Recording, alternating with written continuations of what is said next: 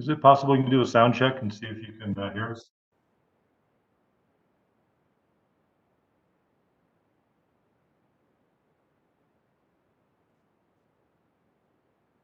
Anybody hear us? I can hear you. Thank you. You came in 5 by 5, but there's a lot of reverb, so might be me. Thank you.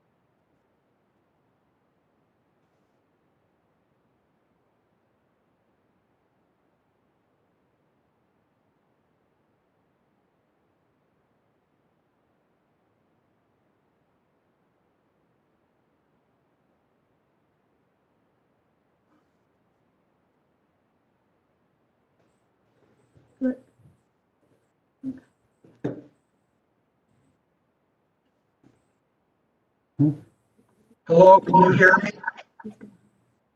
I can hear you. This is Victoria. Okay. This is Fred. I think are you Fred Rasnick? Yes. You have two screens open, Fred, so it's going to cause a terrible echo anytime you speak. Should I? There's another screen open. So I'll close everything out. just leave one open. Okay.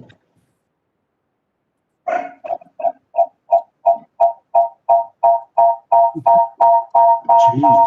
So there's two open. There's three open. One.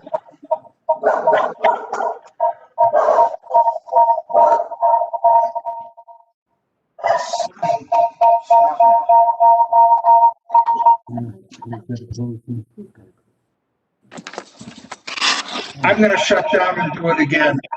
Okay, yeah, so you have three windows open. So if you maybe just close them all out and come back. That's what I'm trying to do.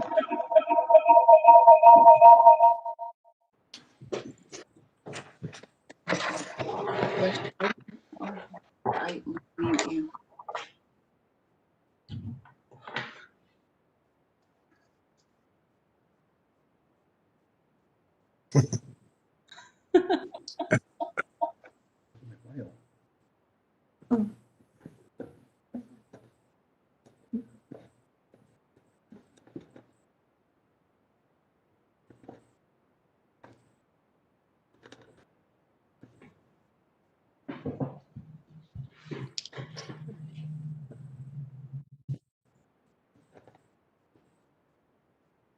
Hey, Frank.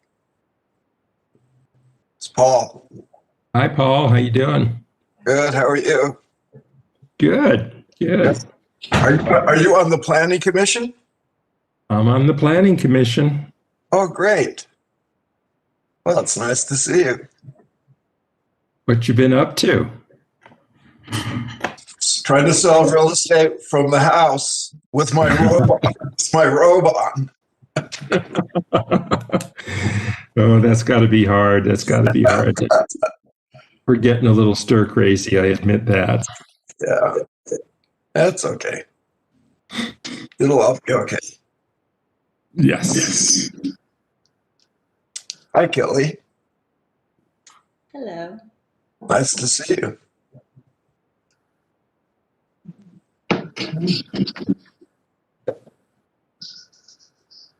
So, Frank, do we get to participate in the discussion or not? Are you on a particular case or just watching the show? Well, I think I'm just, oh, hang on. I think I'm just watching the case. I'm watching the first case on your agenda. Uh-huh. Well, there is opportunity for anyone from the public to talk, of course, and tell us what we should do since we don't know. Okay. Well, nothing's changed, has it? No.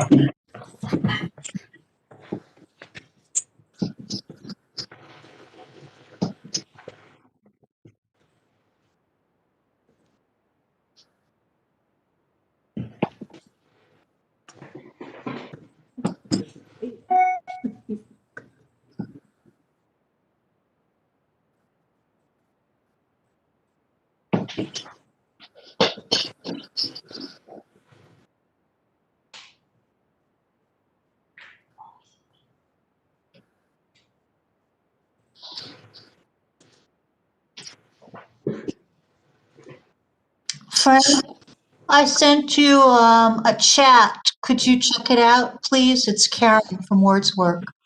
Hi, Paul. Hi. Who said that? I did, Wordsworth. Hi. Karen Farrell.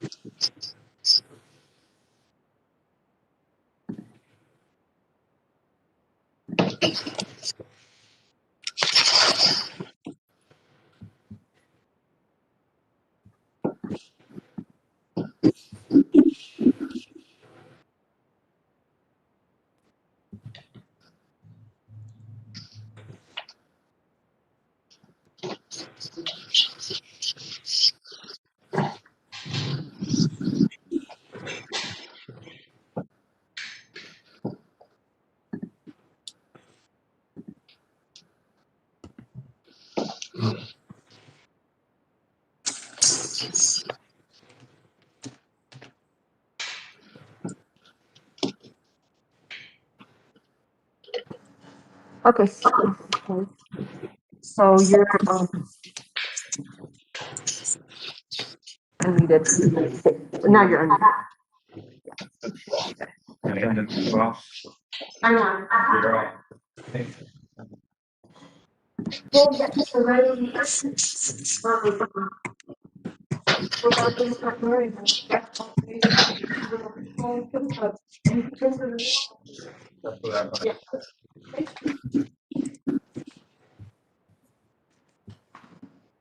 There we go.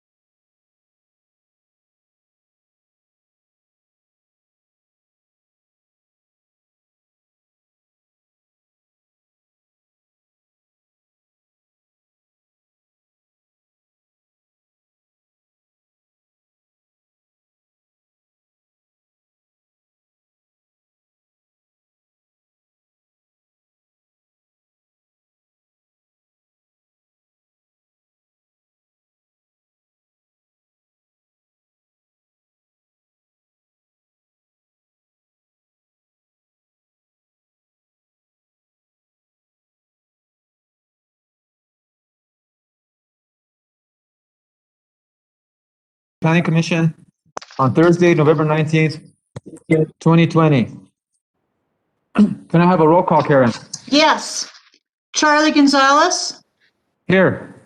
Frank Katz, Here. JJ Gonzalez, Here. Leroy Lopez. Hmm. Mr. Lopez? He's muted. Yeah, I see he's here. I'm marking him as present. Susan Martin? Here. Fred Rasnick? Here, Steve Krenz? Mr. Krenz? All right, you have a quorum. Okay, thank you. Please stand for the Pledge of Allegiance. We pledge allegiance to the flag of the United States of America, and to the republic, Okay, you're muted. one nation, under God, indivisible, with liberty and justice for all. Okay. Vicky, any amendments? Mr. Chair, there are no changes to the agenda. No, any tabled or withdrawn items? No, Mr. Chair. Okay. Frank, I'd Approval move of to minutes of approve the October agenda. 15th, 2020. Do I have a motion? I would move to approve the agenda. second, We have a motion and a second. All in favor, say aye. Aye. All opposed? Aye. Who opposed?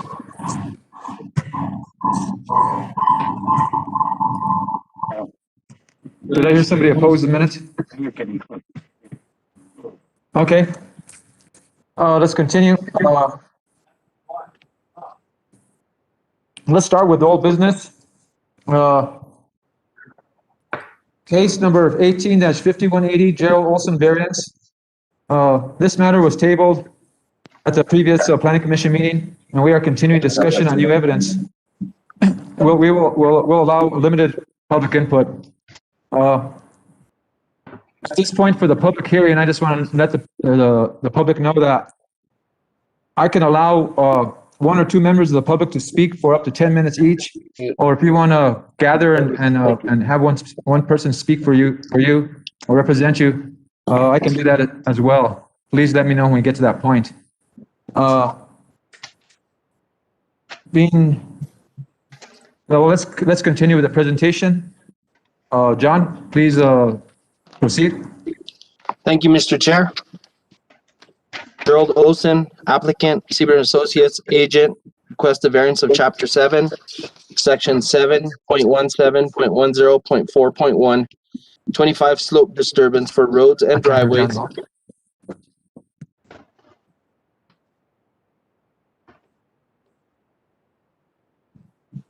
hello? Can you hear me? Yeah, I lost you for a second. Okay. Gerald Olson, applicant, Seaburn Associates, agent, request a variance of Chapter 7, Section 7.17.10.4.1, 25% slope disturbance for roads and driveways, a variance of Chapter 7, Section 7.17.9.2.7, significant tree removal, a variance of Chapter 7, Section 7.17.9.2.3, 30% slope disturbance for residents, and a variance of Chapter 7, Section 7.17.10.1.1, building area analysis. The property is within the residential fringe zoning district and located at 66 Coyote Mountain Road within Section 17, Township 16 North, Range 10 East, Commission District 4. On August 20th, 2020, the Santa Fe County Planning Commission met and heard this case. The decision of the Planning Commission was to postpone this case so the applicant could resurvey the lot and determine if the applicant had legal access from Coyote Mountain Road. The applicant has hired a licensed surveyor, and the surveyor was completed and submitted to Santa Fe County staff. After review from Santa Fe County staff, it has been determined that the applicant has legal access to the lot via an access easement on Coyote Mountain Road. Both the easement and road encroach into the applicant's property as shown on the survey plat exhibit 18. The easement shown on the plat that proved legal lot of record recorded in the Santa Fe County Clerk's office as book number 131, page 30, exhibit 13, confirms that the survey done by the applicant shows legal access as illustrated on both plats. Staff recommendation: on August 20th, 2020, the Santa Fe County Planning Commission met and heard this case. This decision of the Planning Commission was to postpone this case so the applicant could resurvey the lot and determine if the applicant had legal access from Coyote Mountain Road. The applicant has provided documentation that established legal access to the lot and recommended buildable area. The application meets the criteria necessary for granting a variance. Due to the topography of the lot, the applicant is unable to build a home on a lot without variances. The site offers limited buildable area due to the requirements of legal litigation on the access easement. If the applicant were allowed to build on the ridgetop, the access would scar the entire face of the mountain, and proposed residence on the ridgetop would be visible from many locations along I-25 and Old Pecos Trail. The applicant has met the variance criteria where, due to extraordinary and exceptional situations or conditions of the property, the strict application of the code result in a peculiar and exceptional practical difficulties or exceptional and undue hardship on the owner. Therefore, staff recommends approval of the variances requested to build on the lower site, subject to the following conditions. Mr. Chair, may I enter those conditions once again into the record again? Yes, you may. Thank you, and I stand for any questions you may have. Okay, thank you there, John. Does the commission have any other questions of staff?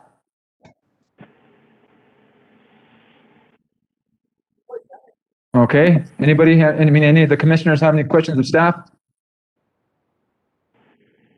Okay, I hear no questions from the commission. Does the applicant want to speak? Mr. Chair, this is Wayne Dalton with James W. Seaver and Associates, and if I can get sworn in, please. Well, Wayne, do you swear or affirm the testimony you're going to give us the truth? Yes, I do.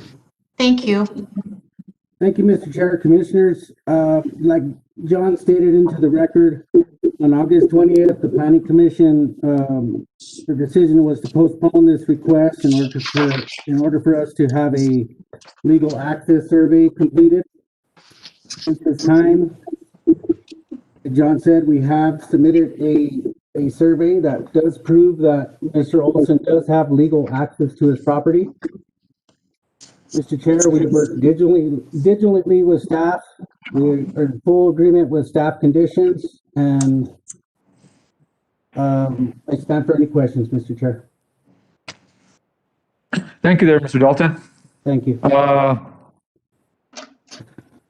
Does the commission have any questions of the applicant?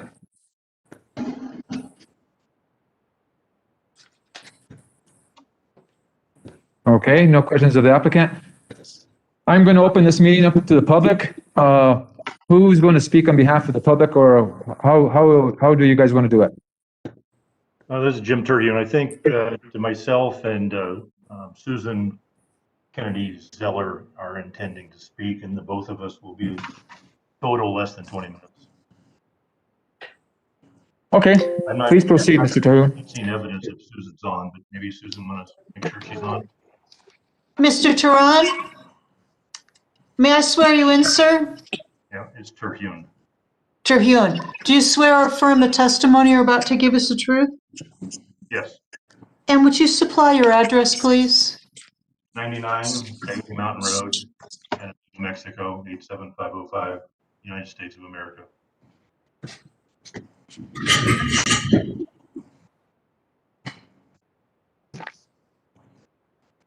Did you hear me? Barely. Oh, Yes, thank you. so how is my sound check, please? Little quiet. Yeah, could you put yourself up a little bit more? All right, that's the first I've ever heard of that, but yes, I will. How's that? Can you hear me? That's better. Thank you. All right. Did Susan Zeller confirm she was on? She's in. I don't see her yet. Yeah, she's in New York, so, but I'll speak. May I start? Please proceed. So as you're aware, this case has been complicated since day one. And then it's even more so now with the surfacing of the applicant's partial execution of their action item that we received 10 days ago. At this point, we can only go by what C is posted.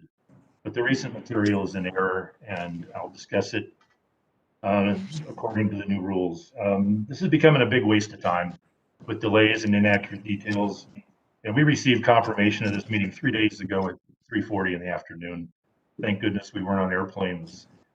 We just do want the record to show that we were only able to perform a cursory review of this material with absolutely no time to engage legal or more professional review of any said material, but we are prepared to discuss the obvious issues that we can see, and you all can see the issues of the two new exhibits. Before I start, regarding the rules for today, we have a few comments. We reviewed the transcripts of last hearing, and the chairman did not announce the public hearing portion of the meeting, and the hearing is closed. So per Robert's Rules of Order, that means this public hearing is still open. 24 hours ago, we received, and good thing we were on planes, emails from Vicky and John, and that they were only allowing us to discuss the new exhibit material presented by the applicant. Nothing new from us would be allowed. We don't agree with that, but we're going to follow that. For the record, we object, but it's possible we will focus all of our comments on the new exhibits and the accuracy of the material that's being provided to the county. What we do is ask the committee's patience, respect, and understanding as we go through this, because this is a significant application, and the accuracy, the key word being the accuracy of the details, is obviously foremost. So I assume this is acceptable, and we will strive for a very focused version of this continuation of the public hearing. And then before we start again, regarding the minutes of the last meeting, which you guys just accepted, I guess, I was reading the old transcripts, and we're not exactly sure why we're not able to discuss last minute meetings and answers, but there was action taken by the committee to review the rule book for the possibility of scheduling a field inspection. And so when is this going to be decided? We would like to know. These are our homes. We are trying the best to help the county assess this application. Is there can we get a reading on the action that was taken at the last meeting to decide on the field? Or when will we hear the decision on the field of the, please? All right, so we're not going to get another answer. Thank you. So to start, the applicant was given 2 actions. They performed one of them. I'm going to skip through our concerns that we would have liked to have talked about again, make sure that you're aware of the accurate tree count, retaining walls and disturbances. But for the new rules, we'll skip right to it. I do want to share my screen. I'll make sure I do this every day with NASA in the world. So let me see that I'm effective here. We were lucky to even be able to make this meeting. So, oh, give me a fucking break. Thank you. We appreciate that. You going to say hallelujah again? You are sharing your screen. Let me see. That was kind of uncalled for, so I'd like to go on record that that's disrespectful. What is? Thank you very much for your comment, Tim. So I'm going to start by discussing the accuracy of the details that we keep getting provided by the applicant. So this is one of the exhibits that they are showing, and it depicts, there's 3 images.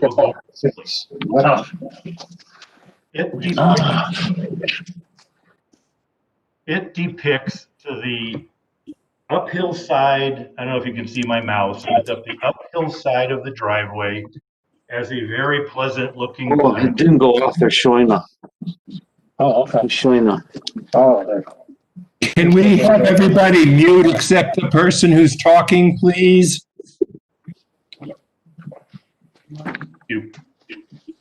May I proceed? Please proceed. Thank you, Frank. So this is the first image. This is their OBA, page 88. it's a fictitious depiction of the 10 to 12 foot house, the proposed building and the height of the east side. The point of showing this is that is the most inaccurate depiction of this driveway and the hillside. If I go to the next slide, what is accurate is what we talked about last time, and we're all about the accuracy of the new exhibits. But that currently, as they're showing it, and as the topography, and as you would see if you visited, there's 21 feet of dirt. So you have to start to back that in excavation and 6 foot back, 5 foot up. So what's concerning us is when you show this diagram that looks really quaint, and the fact of the matter is it's going to be effectively about a 40-foot high wall. Where is the accuracy in what we're receiving? And then quickly, the next slide is the lower back north-south end of the building. It is actually going to result in something more like a 60-foot wall. So those are the kinds of things that have been bothering us. And we ask that make sure that you all understand that we are receiving inaccurate depictions of this material, and it's egregious. So that affects what we are drawing, what best material that we have access to, and this shows where the setbacks of at least 48 feet. This entire area of disturbance is nothing like what they're talking about. It's more like 20,000. So we're not talking about that today, but we were really concerned about the handling of these two ravines and the setback and what have you for the walls. But what I do show this is we still have data that has not been validated or invalidated, that on the left side of the screen, the solid yellow line that was asked of last time is, just to restate it, is the center line of the legal roadway. And yes, the roadway is on the curve is actually on the property. And so what we want to get to and what needs to be gotten to is the accuracy of these details. So one of the so we have not received this detail, obviously. The request that the applicant was given was to have a licensed survey do two things: survey and document the legal coordinates of the 21-acre parcel, and then two, define and compare, the key word being compare, the parcel coordinates to the legal coordinates of the center line. They have not done that. And again, the key word, comparing the legal center line to the legal property line. That's all we've ever had a concern about. There's no evidence this has been completed. So since the very preliminary hearing back in February 13 has been, and I quote, the legal definition of the roadway easement with respect to the legal boundary of the applicant, that is the number one issue that we have yet to have answered. Regarding the definition of the roadway easement, it is clear that the applicant continues to misrepresent the roadway in offering a repeated blurred exhibit. It's their OBA's page 221, and that is not a legal definition of the roadway. At hearing number 2, the applicant agent stated, and it was at 1 hour, 21 minutes, and 47 seconds into the recording, quote, the exhibit 13 is the legal document recorded with the county in 1983 and signed by the surveyor in 1979, end quote. The dichotomy of that statement is, yes, it is a signed and recorded document, but it is not the legal definition of the plat and the roadway that's recorded in book 463, page 638 through 639 in the warranty deed that defines the plat and the roadway. This is a huge difference in legally recorded signed documents and legal definitions sworn to in the New Mexico Supreme Court. This sharing of the screen is exactly the action item that we received at the initial hearing. It is a sworn to document by the owner of the property, Olson and his company, that Exhibit B, that on the left is their legal definition of the acreage, And on the right is the legal definition of Coyote Mountain Road centerline. We've presented this, it's in the records for this hearing, and it's not being used. All we've asked for is this gets plotted and confirmed that the left side, the best we understand, does not touch the roadway of the right side of that page. In their recent,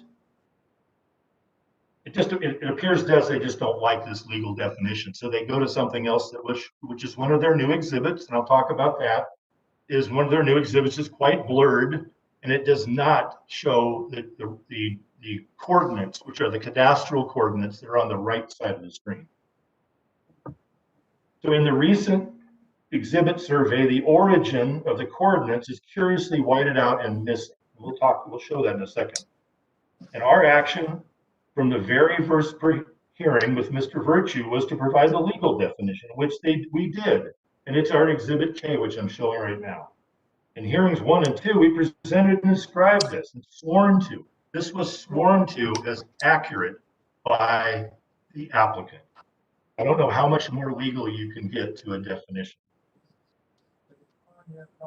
Another case of an apparent misrepresentation of this fact. So we're very concerned that I'm getting to the next 2 exhibits of their precinct is just basic accuracy of how to depict this. So we believe that the roadway is a legal roadway is probably about 70 feet north of what is shown as the current location. And that's what we have been consistently showing. And again, why is the applicant not using the sworn application is beyond us. This material that I'm sharing is so easily plotted, and it is presented by me at 5 decimal place accuracy using the Vicente formula. And that's the coordinates that's starting at the very legal beginning of all this. And that, I won't read it, but in the middle of the right page is where you start this entire journey. And it starts out with, for a point of reference commence. From that point, you draw all the cadastral dimensions, then Vicente formula gives you it over the globe, and you get the results of this. And this, we've shown this before, and we still believe that this is an accurate depiction of the center line and an accurate depiction of their boundary.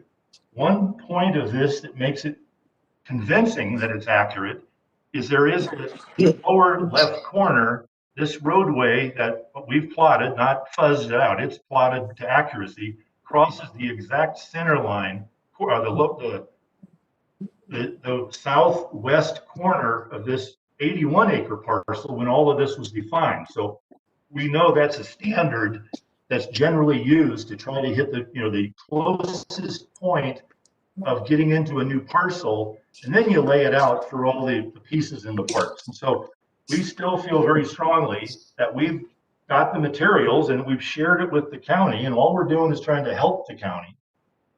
One of the things that is very interesting, and I'm going to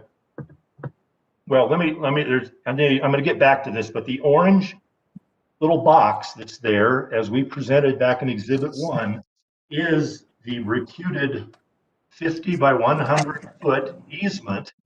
And you're going to see in a minute, this is where it's actually at in legal documentation. They're showing it 500 feet to the left. They're showing it at the other curve, the lower axis. So right there, I want to understand how they can come up with something that's so wrong, but let me proceed in the other direction. And then just to show and prove this documentation and this yellow line is exactly this yellow line, and it's all the boundaries, and then the green and the purples are the legal definitions of the plat and the tract. Those are here, that's the plat and the tract and the township. You take those coordinates, you find the corners of what it's claimed is the green by green, or this one, in case you start with the green by the purple on the far left, you do what they say in cadastral coordinates, and then you end up making that road all the way up to the top, all the way over to the right, and it's not where the actual road is. There's nobody ever saying anything about that. It's legally, though, where it's at. It's legally where it's shown, and the land is legally where it's shown. Just so let's get to the applicant's two new recent exhibits. I've got to that quickly.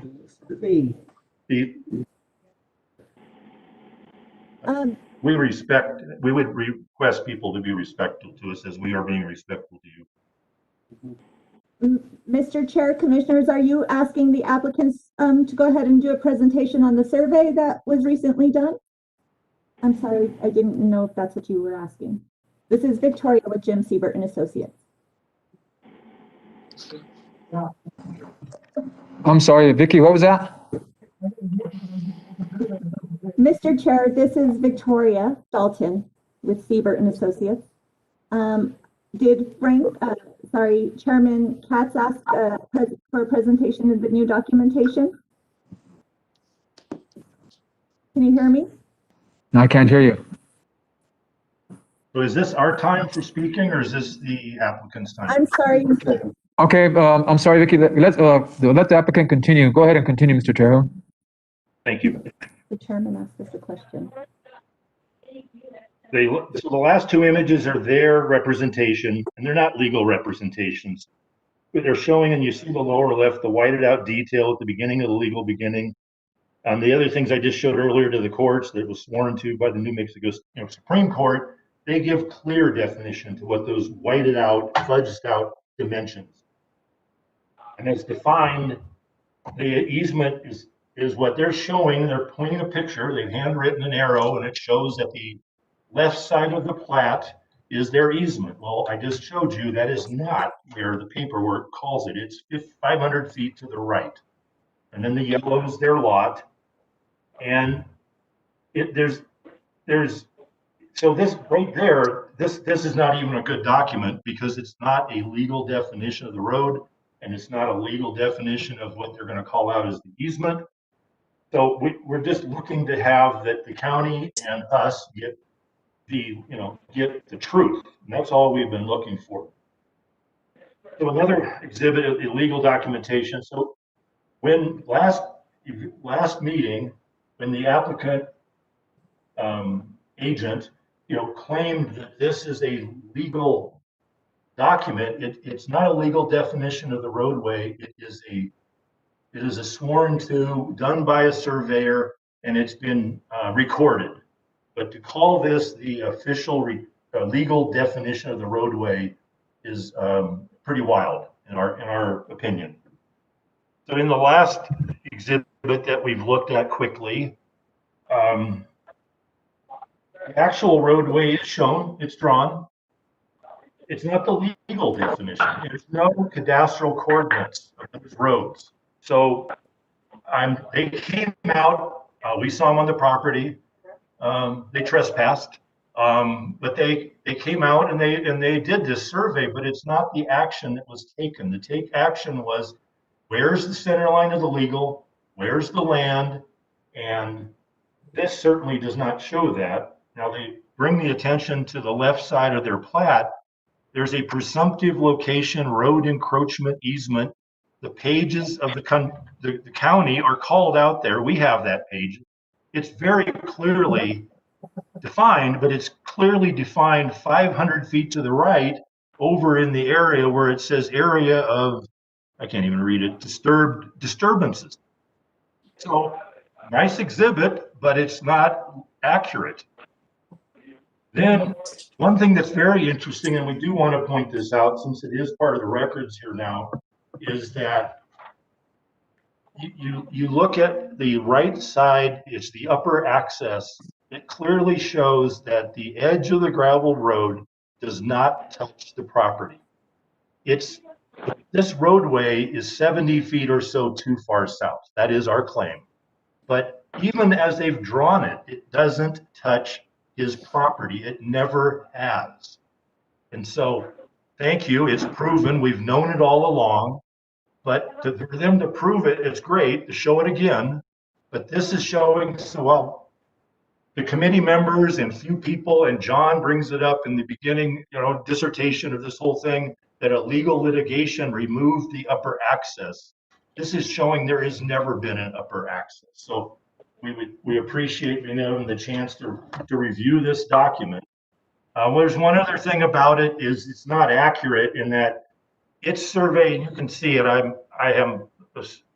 You can see that the most recent survey is slightly different, the old one. So where was the action was the legal definition of the roadway or the property? This is where it's at today. But what we asked for is the legal plat and the legal center line of the road, and this does not do that in any way, shape, and form.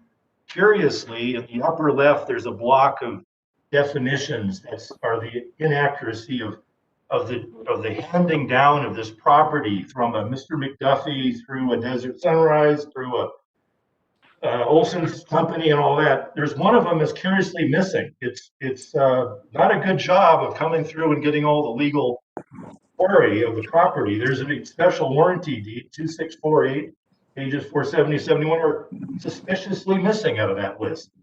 It's dated in the county by 9/8/2003. So for inaccuracy, and that's been our point, this whole 10-minute dissertation would be, that's not even accurate. So it's curious at this point in the game, omissions of this nature, inaccuracy of the text, putting in the easement encroachment in the wrong spot.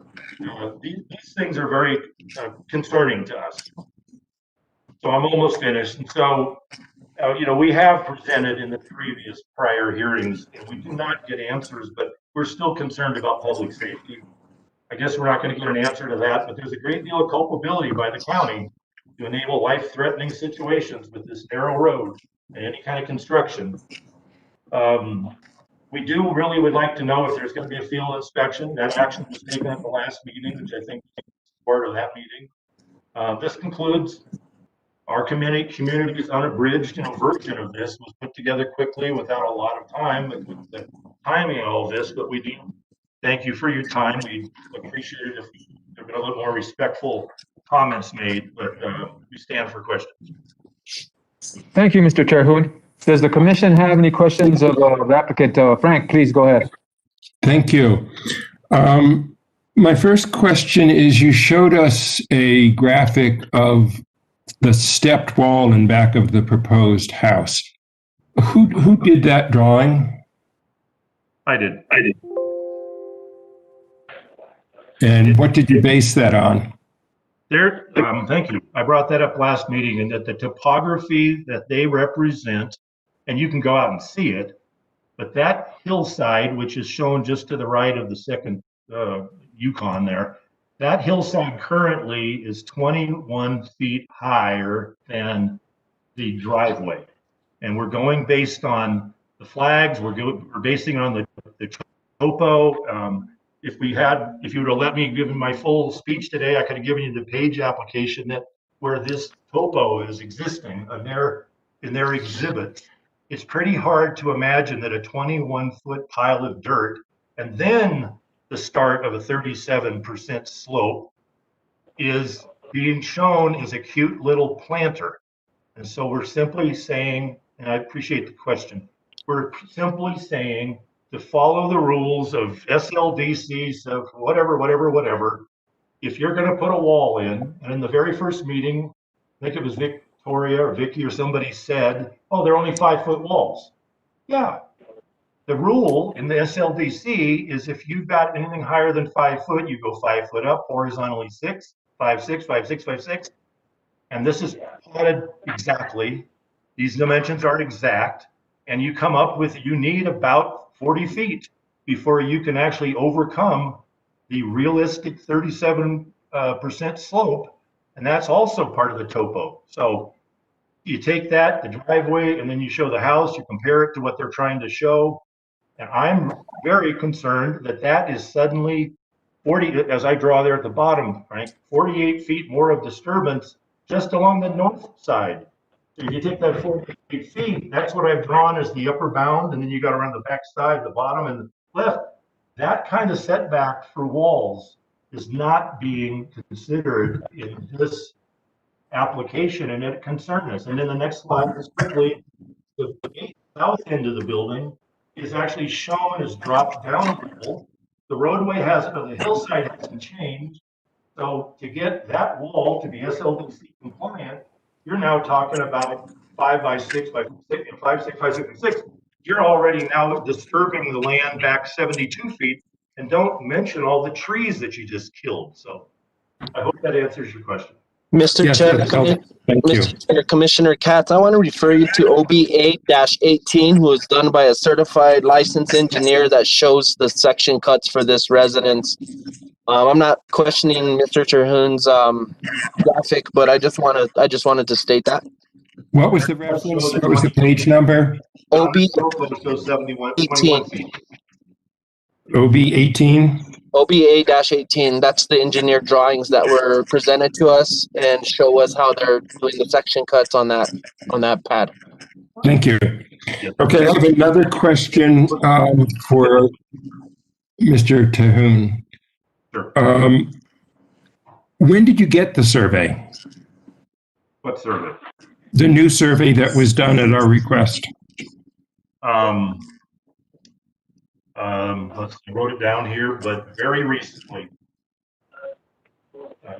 like 4 days ago, 5 days ago. Okay.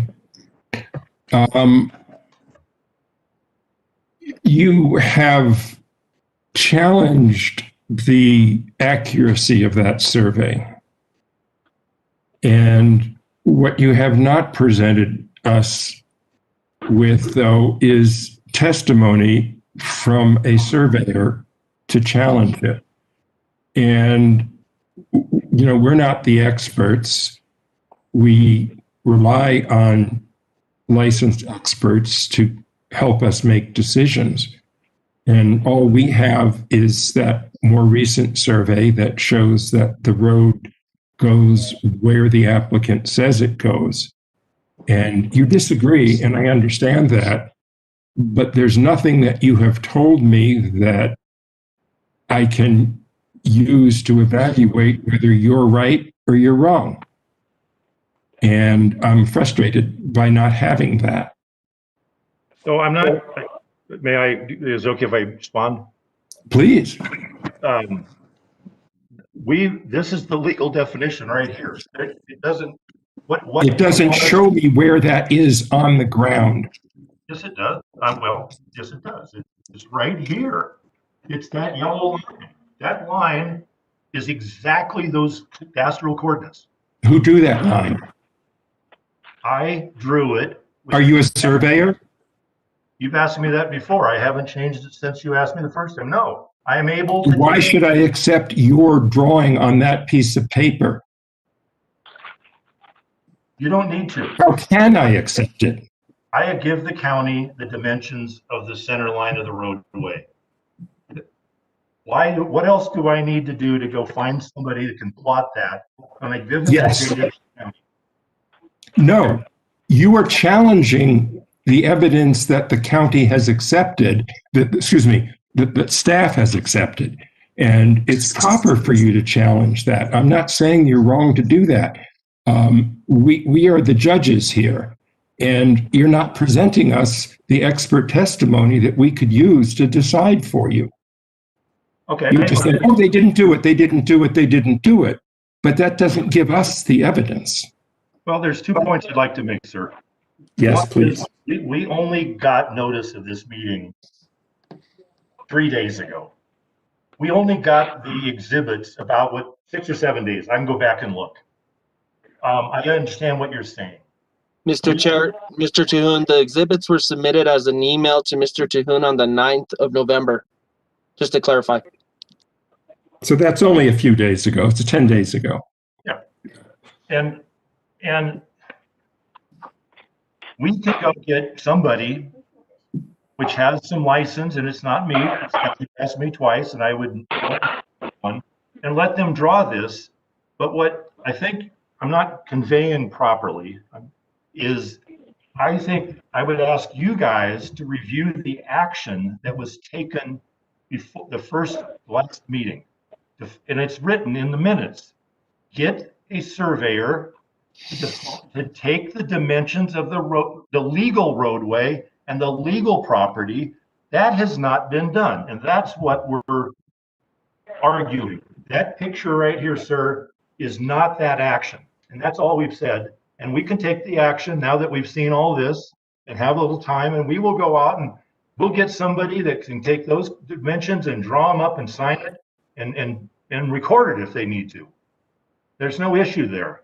But we Okay. have had the time, and we started out by saying it would have been nice if we had the time to do it, but we never got that action before. But I just want to emphasize this picture here is not the result of the action that they were given. Where is the center line of the road, legal road? We're not arguing the actual roadway, sir. We're arguing the legal road center line. That does not show that. And I wish that you could all acknowledge that, but maybe I'm a solo of one, but that does not show the legal roadway. Mr. Terhune, do you understand my problem is that I don't know that that graphic that you're showing right now isn't exactly what the legal definition is. I've never seen something that is described as that or calls out for that. And if you know that to be different or believe that to be different, and I'm very impressed by your knowledge and your abilities, then why weren't you getting it together? Why haven't you gotten it together to submit that to us? Good question. And we have that data. We felt and we conveyed that at the last meeting. We provided that action to the county on the meeting number 1 with Mr. Virtue. We thought that that was being taken into account. We can easily go off and get it plotted somehow, but I respect you, sir, but if you look at this picture, can you tell me any cadastral coordinate of any accuracy for that roadway? I challenge anybody to show me where that is in cadastral space of the United States Earth surface. It is not drawn as a legal definition. It's not drawn as an actual, or a legal, it's drawn as actual.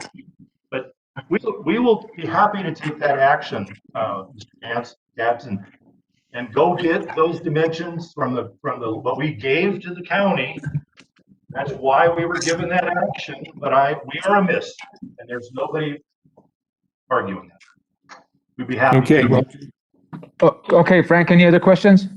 no, I think I'm good for now. Thanks. Okay, thank you, Frank. I would just like to back up what Mr. Katz has said. We have an issue here where Mr. Terhune, you're challenging the work of another professional surveyor. So I'd like to see some more information on where you're coming from on that as well. Does the commission have any more questions of the applicant? I mean, of Mr. Terhune? Can I respond to that comment? Yes, you can. We're not questioning the validity of the surveyor's ability. This does not show the action item that was taken. They did the job that they were told to do, but how can you draw the presumptive location in the wrong location? That page 360, whatever it is, page whatever, shows it 500 feet to the right. Sir, you just mentioned several problems that were with the plat. You just mentioned to us a few minutes ago. Anyways, let's go on. Does the commission have any more questions of Mr. Terhune? No? Okay.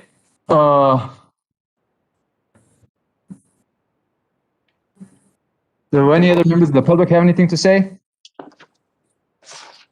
We have no evidence that Susan was able to log in out of New York. So I'm at the end. oh, there she is. Hi, Susan. I managed to get in. Yeah. Okay, Ms. Kennedy, please proceed. It's Susan Kennedy Zeller. Okay, just so you know, Dr. Susan Kennedy Zeller. Okay, for accuracy. Okay, let's not make this as long as Mr. Terhune's. Okay. Well, basically, did you all receive my write-up that was sent? We also need you to get sworn in. Thank you. Miss Kennedy, would you swear or affirm your testimony will be the truth? Susan Kennedy Zeller will swear that my testimony will be the truth. Thank you. I'm sorry. I didn't hear It's your okay, full for the name. I record. It's apologize. unusual. It's a double name. Would you also provide your address? Sure. It's 71 Coyote Mountain Road. Thank you, ma'am. I'm not there right this minute. I'm at my Sag Harbor home. I have two. Thank you. Okay. Okay, please proceed. All righty. I don't have good demos for you, but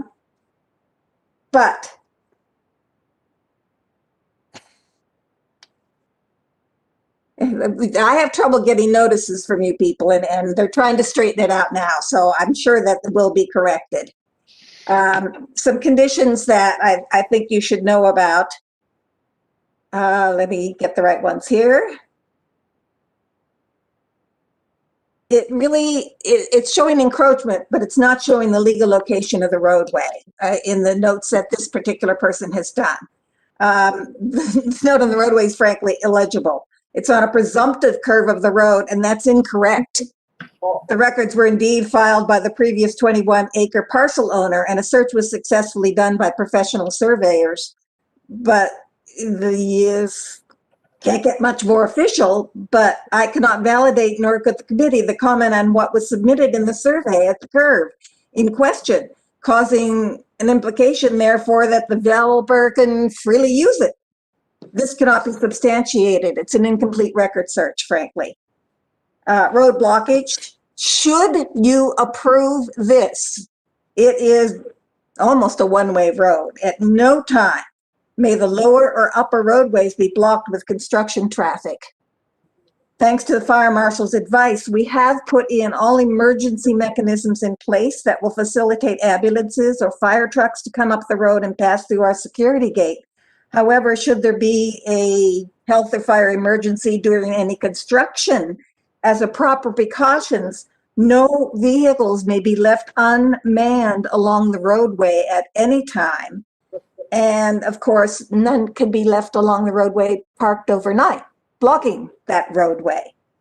If they do, then frankly, the county would be culpable in legal matters in case of death or damage to people and cars and that kind of a thing, because you would have enabled the situation. It has to be part of anything that you approve. Any developer must pay their share of Coyote Mountain Road maintenance costs the way all homeowners do now. And should the property be developed and sold, the subsequent new owners must contribute their share of road maintenance costs. And this contingency must be in the property sale agreement. Costs are based on each owner's property distance from Santa Fe Trail to their homes. Plus, for those homes beyond the gate, which this particular area is beyond the gate, that roadway maintenance expense is shared equally by those owners living above the gate. I'm actually one above the gate also, so I have been contributing my share of the costs as the years have gone by. COVID. We all know COVID is not over with yet. So should the Santa Fe County approve this unsuitable construction in this location, all personnel at the site must abide 100% by New Mexico State strict guidelines concerning COVID protection with proper masking and social distancing. Should they be found in violation of this, frankly, the county must immediately stop the construction, and we'd take any legal means necessary to prevent construction to continue. We live along that road. We do not want the virus to be amongst us. Two, we also feel strongly that the developer, because they would be coming up and down the road, should you approve that this thing is going to happen, that the developer must finance 2 road damage contingency funds, and these could be held in a local bank. $100,000, and frankly, in favor of me, because I live right next to that, for any damage done to my property and roadway between the gate and up to the developer's curve and the driveway of 71 Coyote Mountain Road, which is me. My curve would be getting excessive traffic, to, fro, and not just people walking, but big equipment. Number B, $50,000 in favor of the Lower Coyote Mountain Road Association for any damages caused by construction trucks and loads passing along the common lower roadway. Those would be large trucks. It's a roadway not meant for construction. It's a roadway meant for personal car passages, and they need to be protected as well. You're probably in the process of addressing some of our earlier comments, and you're focusing first on this, which sounds perfectly correct to focus on initially. And I assume you're going to take up some of the other issues that we have. For instance, because it's a narrow roadway, no vehicles, if you do approve this or any part of this construction, no vehicles can be left unmanned along the roadway at any time, and none can be parked overnight. You could go down the write-up that you must all have in your packages, because this was submitted in plenty of time to be included in it. And those are very simple but effective ways of controlling not only the virus, but controlling construction equipment and anything that would be done in our roads that could impede the progress of the people who are already living along the road, both below the gate and above the gate. You've got a whole series of taxpayers who have been supporting this county very happily, and we wouldn't have a clue who might be possibly coming in should this be approved. Thank you. Thank you, Susan Kennedy Zeller. Let's see. Okay, I'm going to close the public hearing now. Oh, wait, hold on. Is there anybody else out there from the public that wants to speak? One more time, anybody out there from the public that wants to speak on this case? Charlie. Yes. It's Paul Duran. Hey, Paul, how's it going? Fine, thanks. I would just like to say one thing. Mr. Olson's neighbors have said repeatedly that all they're after is the truth. And the truth of the matter is that this piece of property, when it was subdivided, I'm sure was done so with an easement or some kind of, with an easement to the property. I don't believe that it was ever subdivided with the intent of landlocking it. So the truth of the matter is you have a piece of property here that is a legal lot of record, and the owner should have the same rights as anyone else has up and down that road to develop it or build something on it. Thank you. Mr. Duran? Mr. Duran? I don't think that I'm here for cross-examination. Well, I think you need to be sworn, sir. So do you swear or affirm the testimony you just gave was the truth? Yes. Thank you. Thank you. I didn't know it was you. Thank you, Paul. That was my fault. Okay, thank you. Okay, anybody else in the public that wants to speak? Okay, I'm going to close the public hearing. Any discussion, questions, comments from the commission? Frank? Yes, I have a couple of questions of staff. You saw the exhibit that was shown us of the stepped up wall being a whole lot bigger than is shown. What's the story on that? Is that an accurate concern? Mr. Chair, Commission Member Katz, I don't believe that's a concern because it was addressed in OBA-18 by a licensed engineer. We reviewed that with code criteria, and this is what they came up with. So I think, just being we have a licensed engineer on that, we accepted that and are moving forward with that design. Well, it's not a for sure design, but they will have to come back with a more accurate design once it's done. This is just for the variance procedure.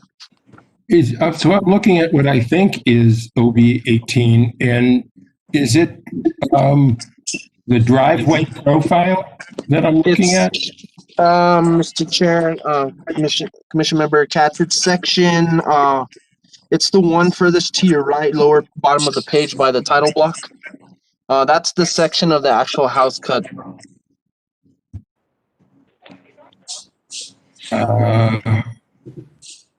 I'm not seeing this. It's 1-C-1. What exhibit is it? Exhibit 2. I don't quite understand why I'm not seeing it or what the story is.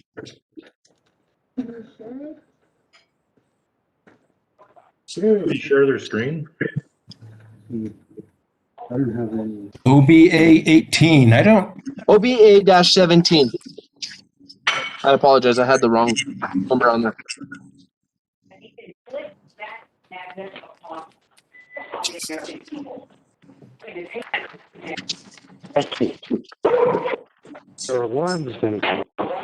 That does not show me any steps. If you look at the section cut, it comes back where it says pad, and then it goes up, and it steps back, and then it goes up, and the darker line on the hatch lines.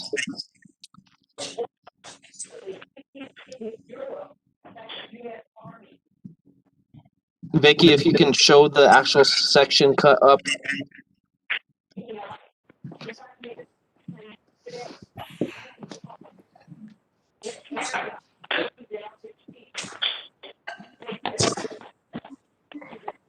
So you have the driveway profile there, and then on the bottom right, you see the section cut of the house. It's certainly hard for a normal person to see a house in that. Right. And I don't think that answers the question. Mr. Chair, Commission Member Katz, if we're granting people a buildable area, we need to see a pad at least. The house design is not finalized. Once they come in and they do the plan for the house, they will have to conform to SLDC standards. However, this was just a visual for the commission to see the cuts that are going to be done, and it's just the pad. It's not the residence. Okay.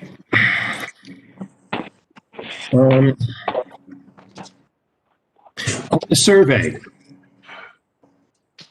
Their complaint, the neighbor's complaint, is that the survey does not show a survey of what's written in that Turner. So, Mr. Chair, Commissioner Katz, if you look at the actual survey that the county's recognizing, the first survey, I don't know if I'm trying to find it here. Hold on one second. That would be. That's not going to work.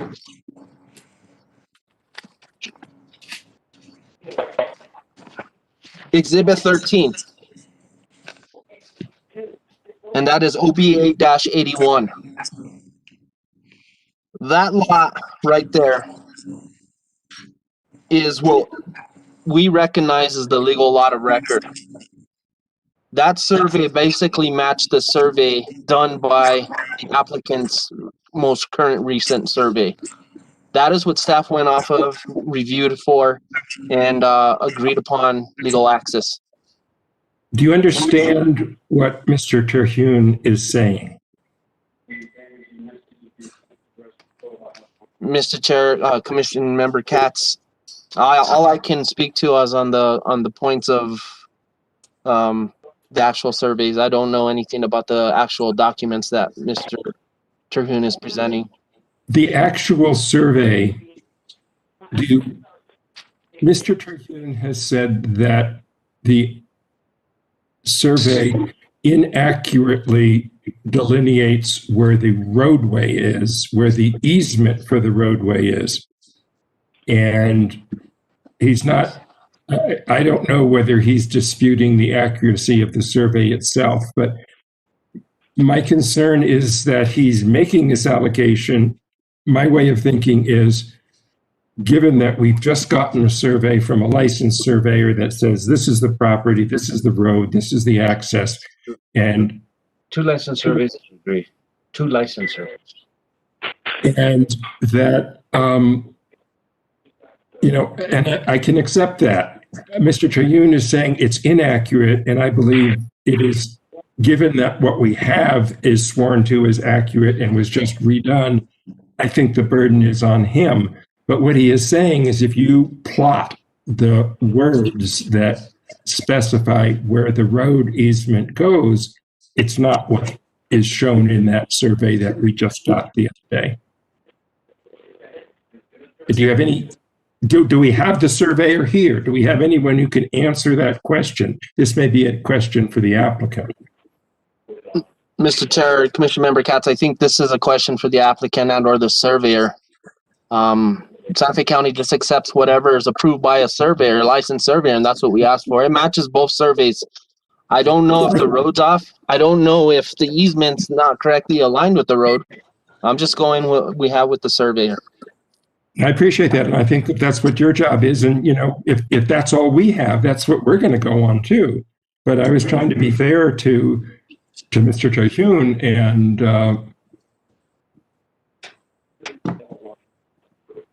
but I guess we don't have anything more. Thank you. That's all I have of John. John, I have a question. That section that you showed earlier, was that done by a civil engineer or a structural engineer? And who was it?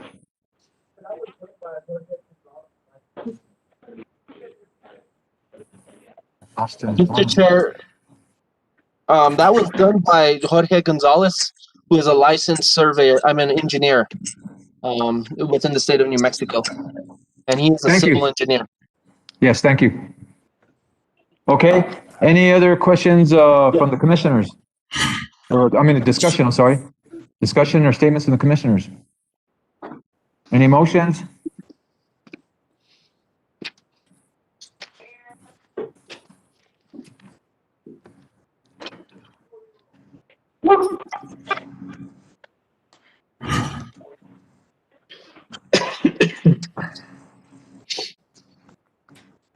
Anything? Chair.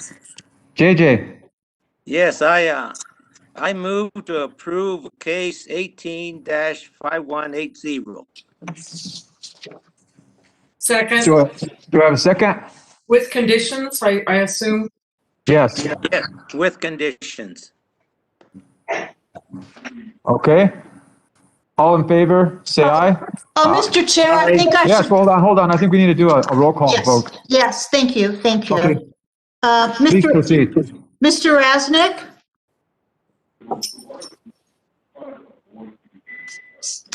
Okay. Ms. Martin? Aye. Mr. Lopez? Aye. Mr. Gonzalez, JJ? Aye. Mr. Katz? Aye. Mr. Rasnick? And Chair Gonzalez? Aye. Motion passes. Okay, thank you very much. I thank you all for attending this meeting. And let's proceed with the next case. Thank you, commissioners. Have a good night.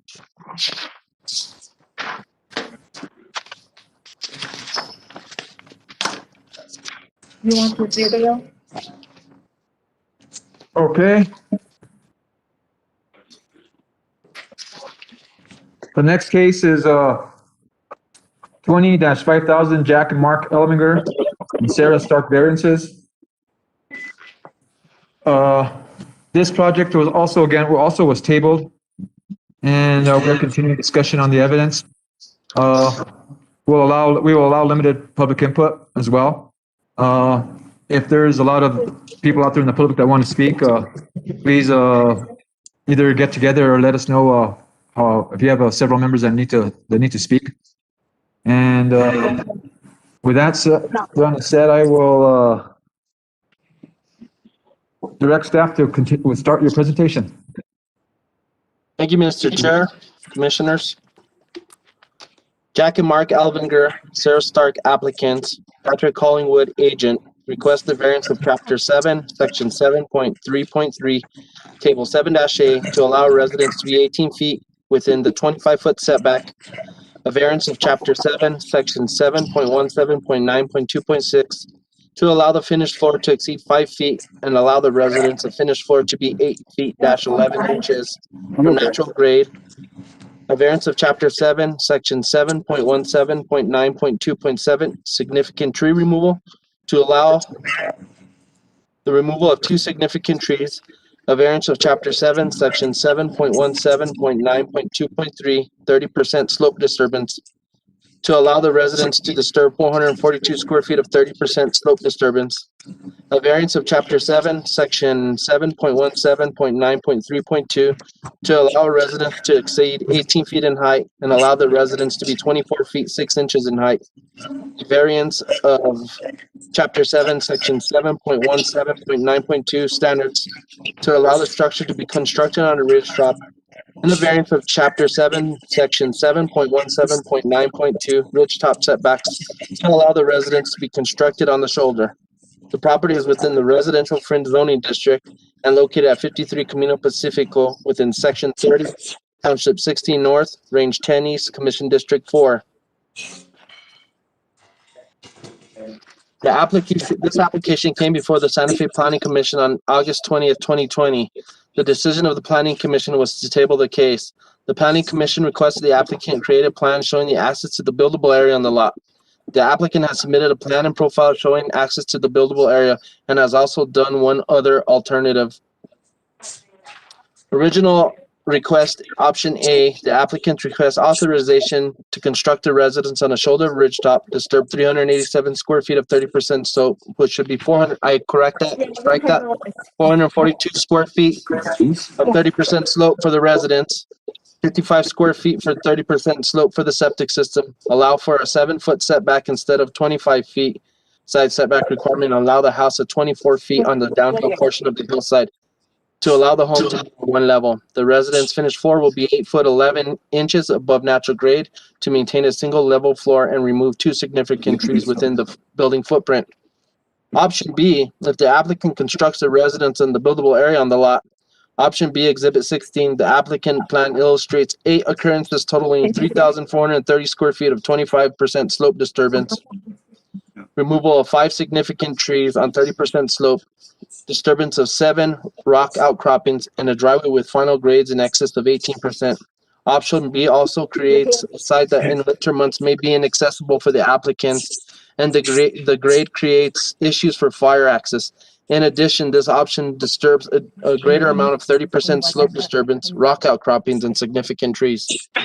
Option C, the applicant has worked with the community members to create a design at a different location on the lot.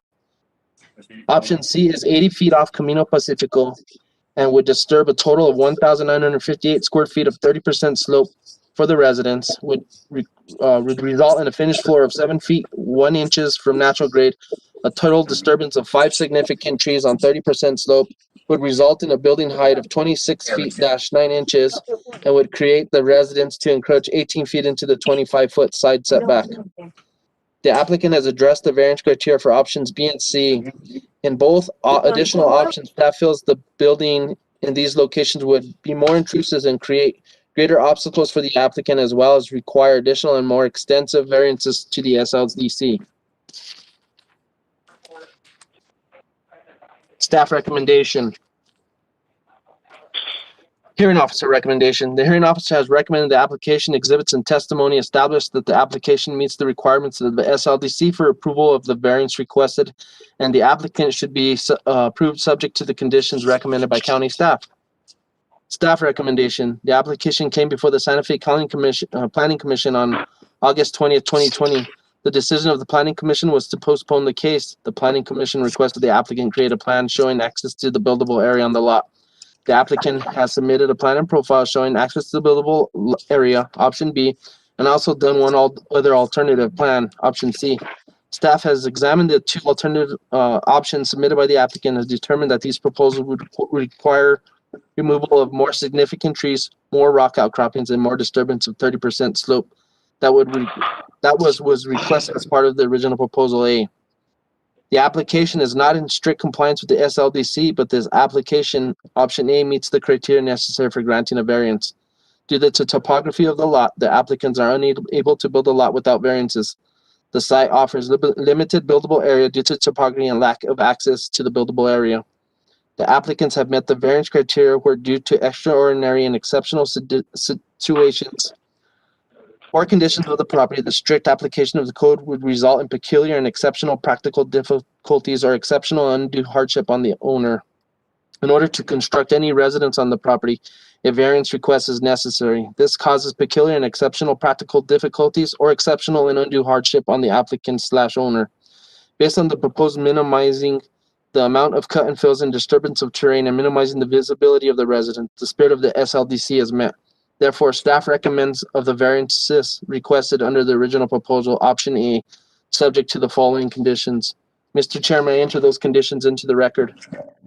Yes, you may. Thank you, Mr. Chair. Mr. Chair, Commissioner Katz asked that the applicant, if it was possible, record an access to the lower area of a walkthrough, and the applicant has done so. And I'm hoping he'd be able to show that as we share the screen with him at some point. Thank you. Thank you. Okay, does the commission have any questions of John? Frank?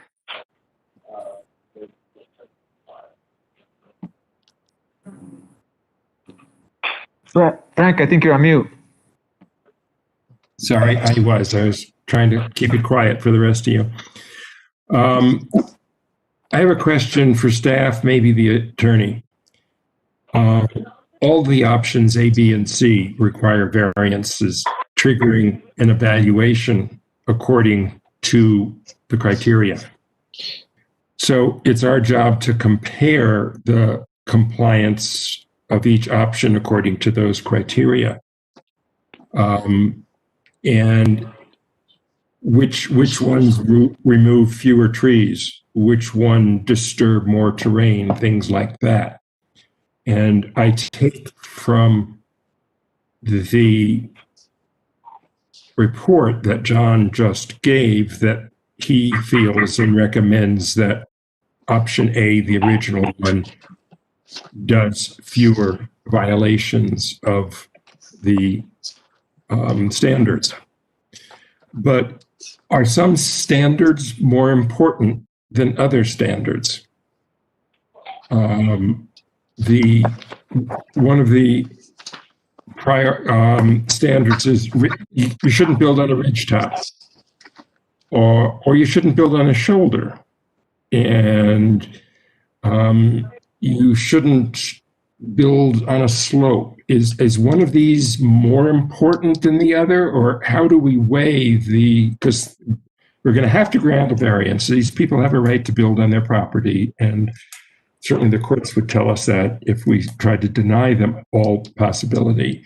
But in evaluating what project would be best, how do we evaluate the compliance with each option according to the criteria?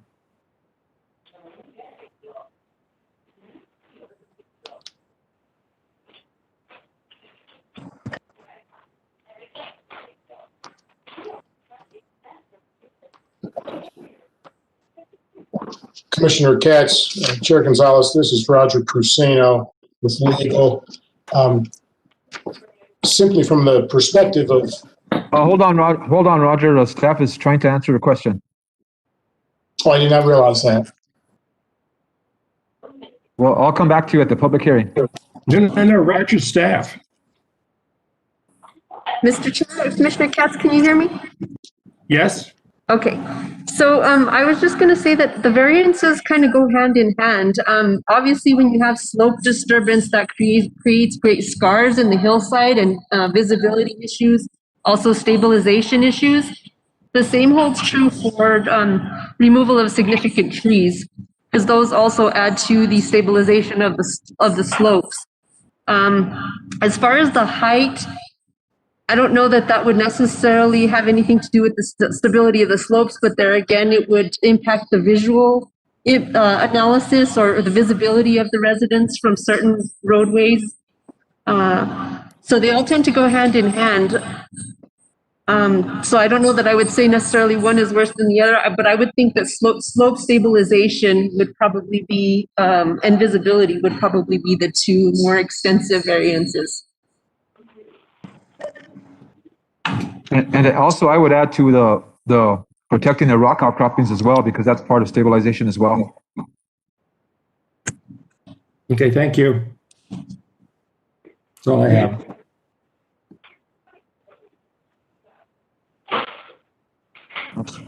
Any other questions of staff? Mr. Chair, JJ? yes, you know, I've been very concerned about the number of variances that this application is requesting. And my opinion is that some of these variances are within our power to grant, to approve. But I'm concerned about the options where it says you're waiving the 25-foot setback from the property lines. And I read the material, and that is a requirement from the Sunlit Hills or Homeowners Association, where they have their own covenants. And I'm kind of concerned that we are overlapping into their jurisdiction. And that's, they're asking to be within the 18 feet from expanding into the HOA setback requirement, which puts them like 5 or 7 feet from the next door neighbor. So I'm kind of concerned that we're granting a variance that is opposed to what their covenants say. And I'm kind of opposed to that. I think the HOA has their own covenants that we ought to recognize. In this application, they want to build into the 25-foot setback. And those are my concerns. I know there's variances we can approve, but when we have to overlap into the jurisdiction of the HOA, that's kind of concerns me. And that's about all I have to say on this matter. I have more to say in the future.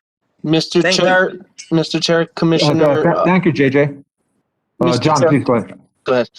Mr. Chair, Commissioner Gonzalez, I do believe they got an approval. I will let him speak further, the applicant, on it, but I do believe they got an approval from the actual homeowners association on the actual design of the residences. Again, I'll let him, address that issue. That would be fine.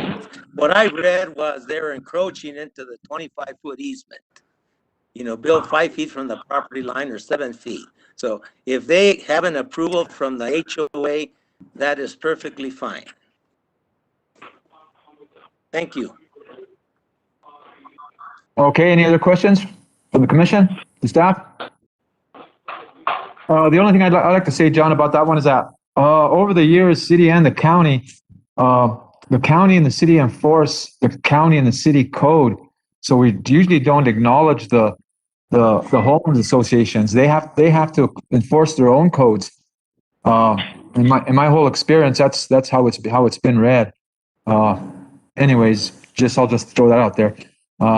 Any other questions? Okay, is the applicant here? Yes, I'm here. All right, would you please get sworn in and make your presentation?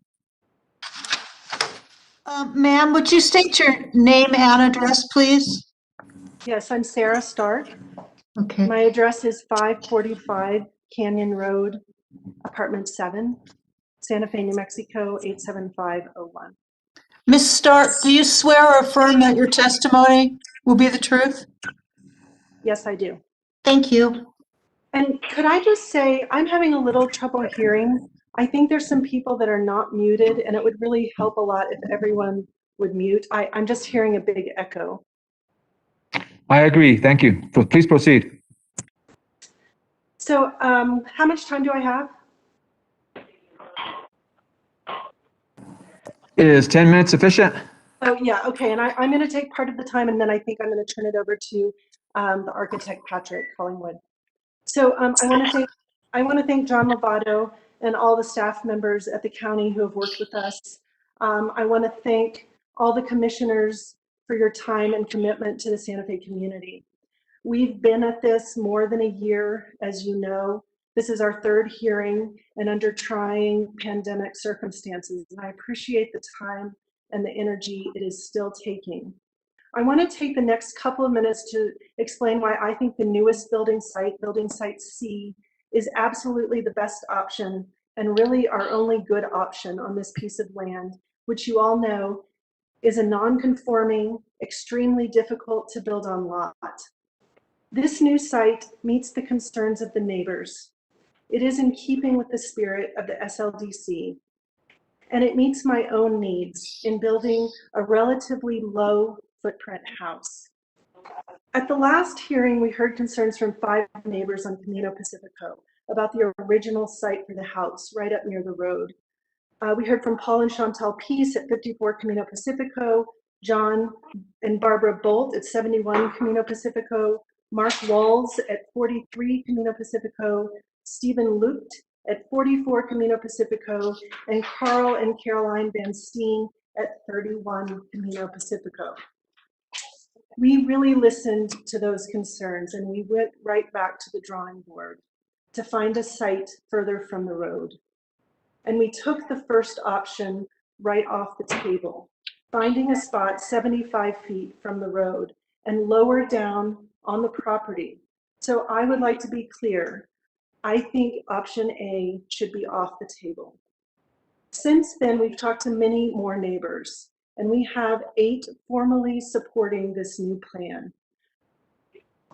Ashley Binder at 33B Paseo del Peñón, and Joe McLean at 37 Camino Pacifico, Constantine and Natasha Rukin at 30 Sunlit Drive, Victor Giamatti, I'm not sure I'm pronouncing that correctly, Victor, at 65 Camino Pacifico, Ingrid and Robert Upton at 3 Golden Eagle Road, Jacqueline and David Duchesne at 16 Sunlit Drive, Christina McCord-Quidale at 41 Sunlit Drive, and finally, Ruth and Paul Kelly at 83 Camino Pacifico. Prior to today's meeting, there have been no formal complaints directed at this new site that I'm aware of. The other idea that we heard at the last hearing was that I should pursue the idea of asking the adjacent property owner, Frank Hatch, at the back end of my property, if he would grant me an easement. The idea being that this would allow me to access some of the lower, flatter sites on the back of the land more easily. We have reached out to Frank Hatch multiple times via email and going up to his house, and we have learned that he is out of the country and has been out of the country and will be out of the country for the foreseeable future in Brazil, building a house. He has not responded to my specific email requests about granting an easement, and I take this to mean that he is absolutely not interested. So I propose that we take the option of an easement off the table. Also, since the last hearing, Patrick explored many sites on the property, especially some of those lower sites that look and are actually flatter. And the bottom line is, any site at the bottom will require an extremely long, steep driveway off Camino Pacifico. The steepness exceeds the 18% maximum slope stipulated by the fire department. This steepness, combined with its north-facing aspect, presents very real, practical, and safety issues. This brings me back to the site approximately 75 feet from the road. This is the sweet spot on this piece of land. It answers neighbor concerns while still meeting fire and safety regulations. This new site is in keeping with the spirit of the SLDC. And so I ask the commission to consider this compromise site. If we're going to put a house on this piece of land, this is where it needs to be. And I think at this point, Patrick is going to show the video, which shows the driveway. Yeah, it shows me walking down the proposed driveway. Hi, my name is Patrick Collingwood. I'm the contractor for this project. So we took Frank Katz requested yesterday that we take a video that walks down. Excuse me, Patrick, please get sworn in. Oh, we need to be sworn in, sure. Yes. Mr. Collinsworth, do you swear or affirm your testimony will be the truth? It's Collingwood. Yes, Oh, I do. thank you. I'm sorry. Would you state your address also, sir? 1340 Avenida Rincon, Unit 301, Santa Fe, New Mexico, 87506. Thank you, sir. Okay, so yesterday, Frank and Vicky were having a discussion, and they thought it would be a good idea if we took a video of us on the land where basically we walked down the length of the driveway to option B. Because in the last hearing, Frank wanted us to explore option B in more detail. Now, it got a little confusing. Everyone was looking at drawings and Google Images, and the question is, well, what is this terrain? What does it look like? How bad is the impact? So what this video shows you is it shows you the terrain that we'll be going down. It shows you the significant trees that will be taken out, over 30%. It shows you the rock outcrops that will be taken out. And it also, as we go down the driveway, Sarah basically points out the locations of the different building options. So let me just share it with you right now.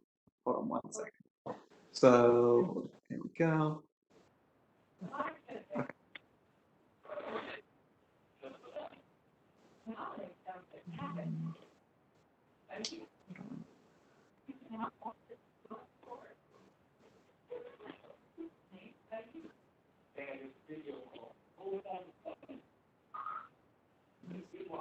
Okay. Are you trying to share something with us here? Yeah, I'm just sharing a video. Okay. Am I sharing my screen? Can you see my screen? We're not seeing anything. You guys aren't? Are you seeing the image of me or just? Nothing. No image of you, no shared screen. Where's the shared screen? The video. Where's the shared screen? So, oh, okay, hold on. Did you do share screen?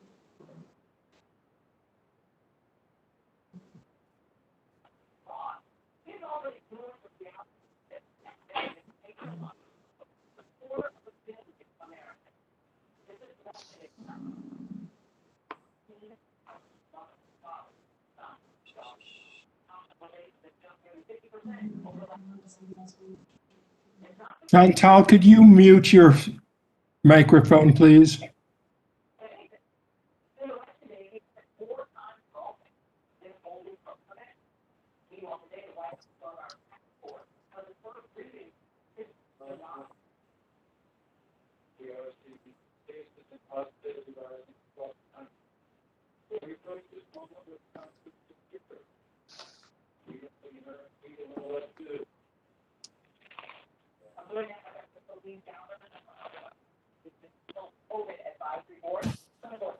Oops. Okay, there it is.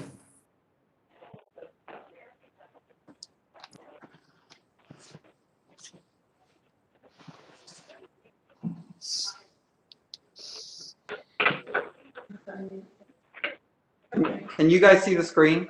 Yes. Alrighty. Yes.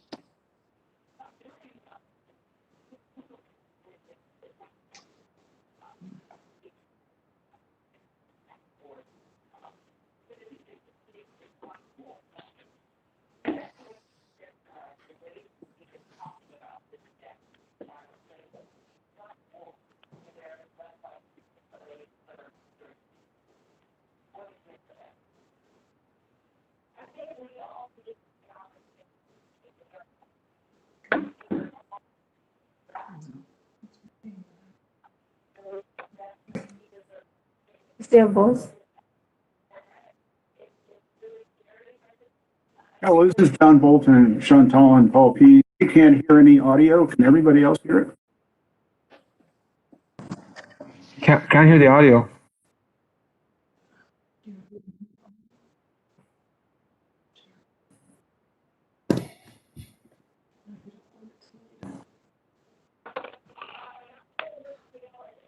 Okay. You know, we might need a little while for the video to load, so maybe we can move on to the next phase. And while it loads, I'll come back in and I'll present it to everyone. Okay, please tell us what those poles represent first. Are we talking about the poles in the video? Yes.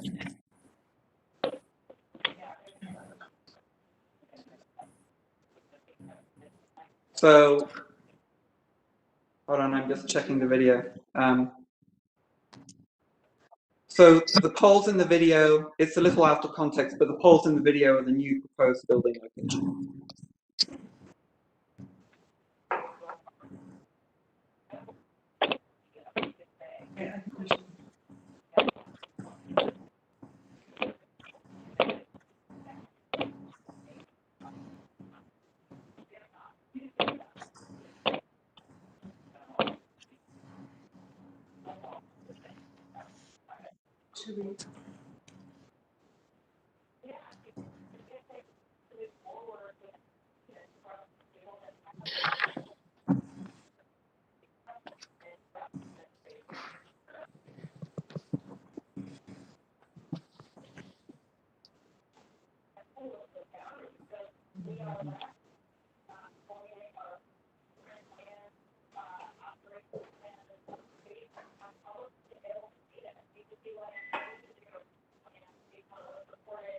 I think we have a glitch. We have to log out and come back in.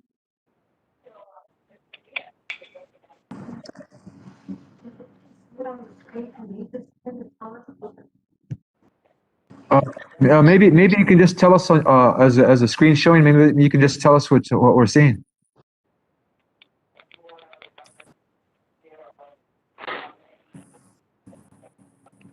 Did you hear me? Oh, I got you.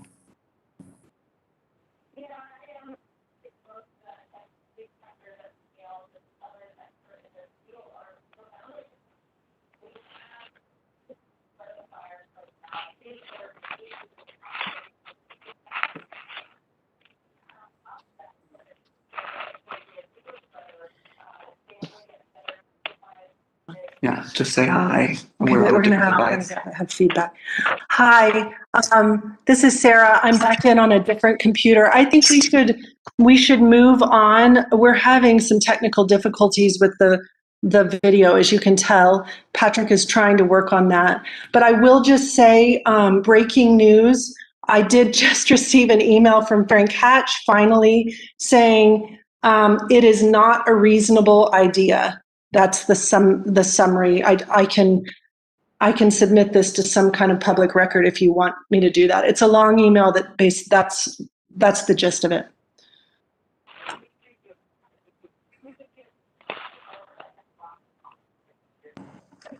Yeah. Can you see the video that's in front of us now? Maybe you can explain it to us as it's going on. Okay. Well, I mean, we're about halfway down at this point, and I'm stopping at every place where there's. Oh, I'm talking. Can you hear it? Yes. Yes. Oh, I think the video is working.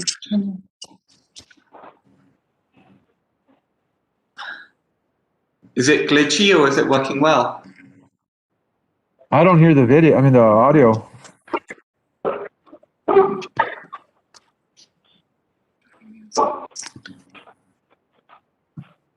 Patrick, I think I can narrate as we go.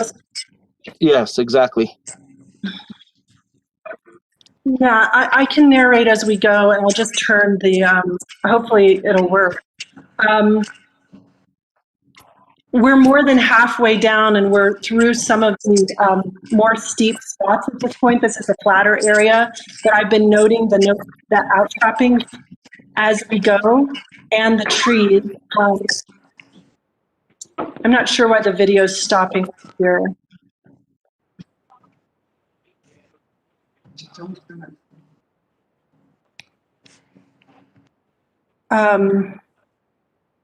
I think we should, I'm very stressed out that this is not working, that we're having technical difficulties. So I feel, and I'm also very aware of everyone's time. So I feel that we should pause this part and come back to it if we're able to fix it.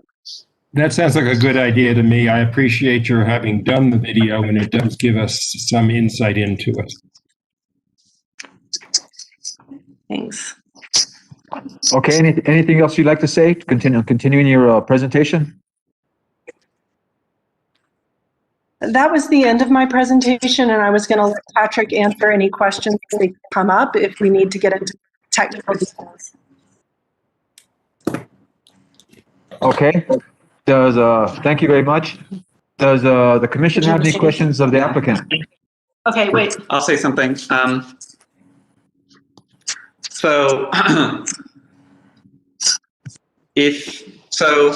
firstly, we got an email from the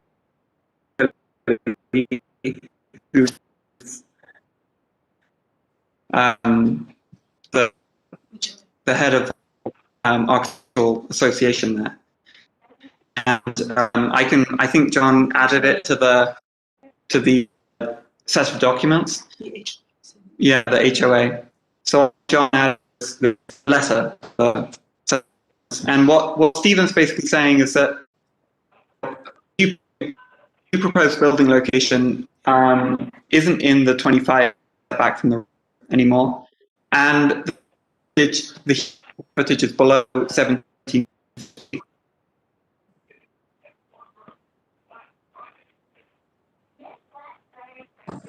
I don't know if anybody understood that. I couldn't. You were breaking up. Like we couldn't understand what you were saying.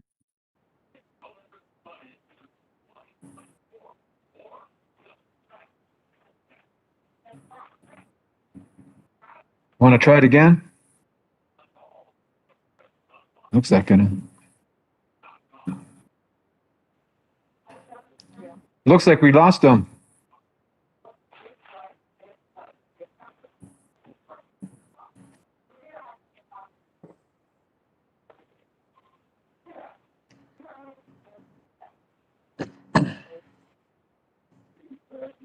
Chantel, do you have anything else to say?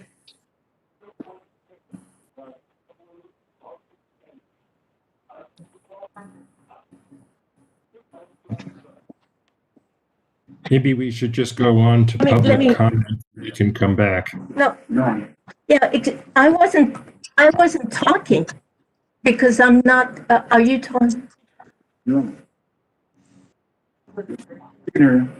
But I wasn't talking because I think it was Patrick who was talking, correct?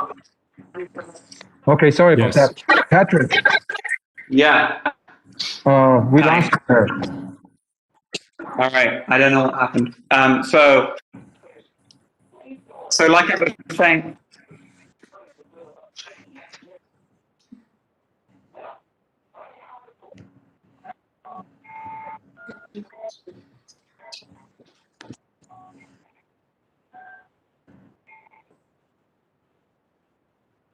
Something wrong.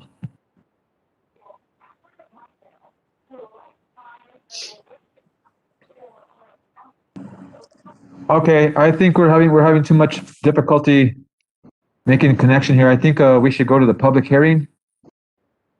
I'm going to open up the public hearing. Does anybody out there want to say anything on behalf or against this case?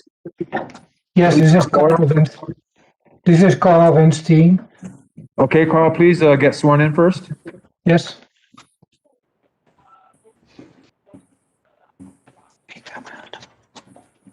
Karen, are you there? Can you hear?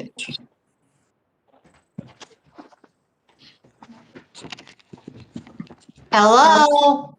Can you hear me? Okay. I can hear you. Do you swear or affirm your testimony will be the truth, sir? Yes, I do. Thank you. Would you also state your address? My address is 31 Camino Pacifico, in Thank Santa you. Fe. Thank you, sir. Okay, please proceed, Mr. Benstein. First, I want to comment on the HOA part. Our neighborhood does not have an active HOA anymore. 2 years ago, we have had a meeting where the majority of the people who were members of the HOA, they discontinued the HOA for this neighborhood. There are CCNRs, of course, where we have like 25 feet setback of the property lines, where one of the major concerns of, I think, most of our neighbors, I want to speak for my neighbors, but one of the major concerns is that they want to build inside that 25 feet setback from the main road.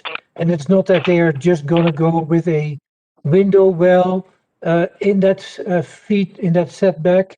They actually are going with a building structure 70 feet long, all like almost 50% into the setback, with another variance where they actually go and build at the 25 feet elevation variance into that setback.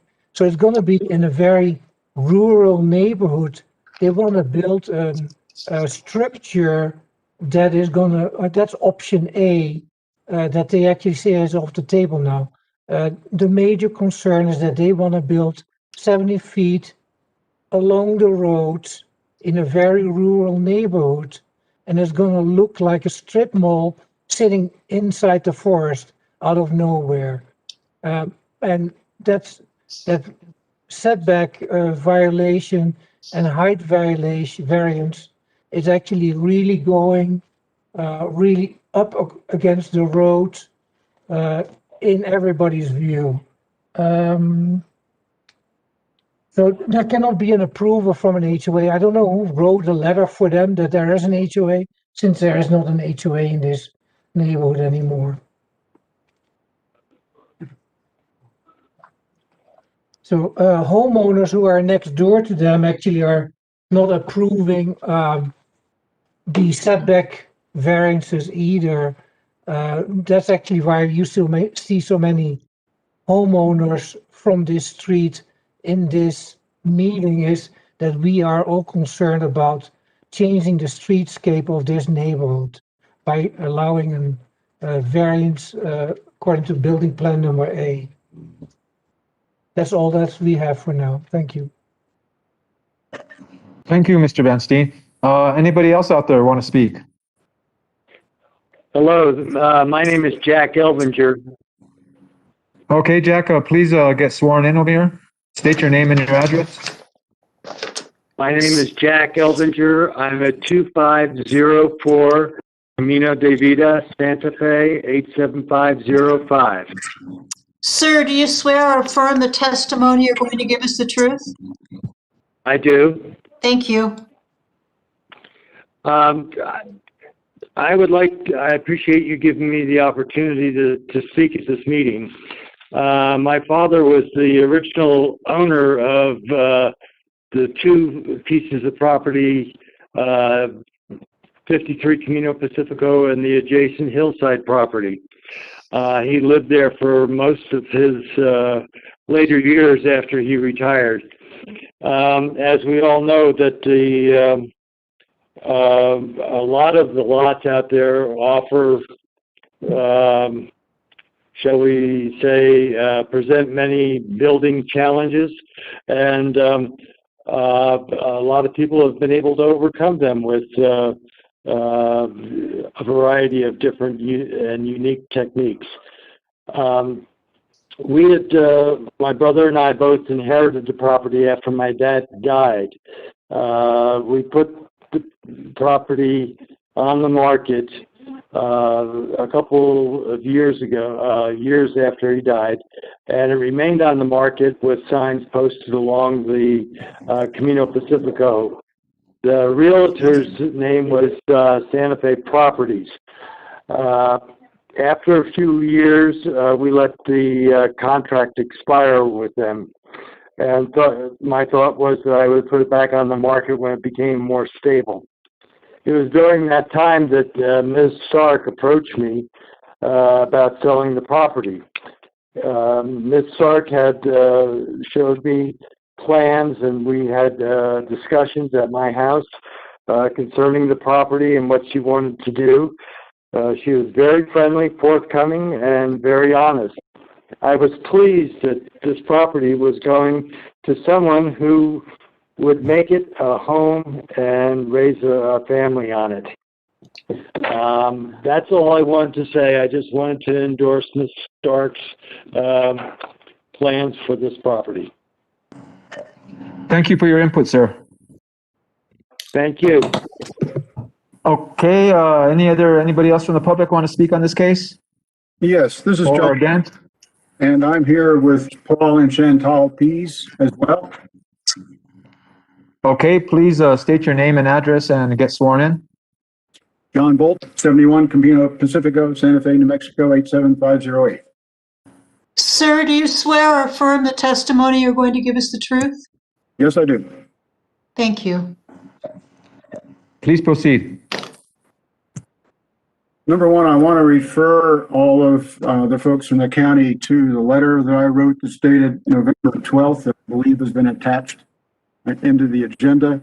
I won't go through every point that's on there because you have access to it there. The issues that I had is that all of these proposals required a lot of variances.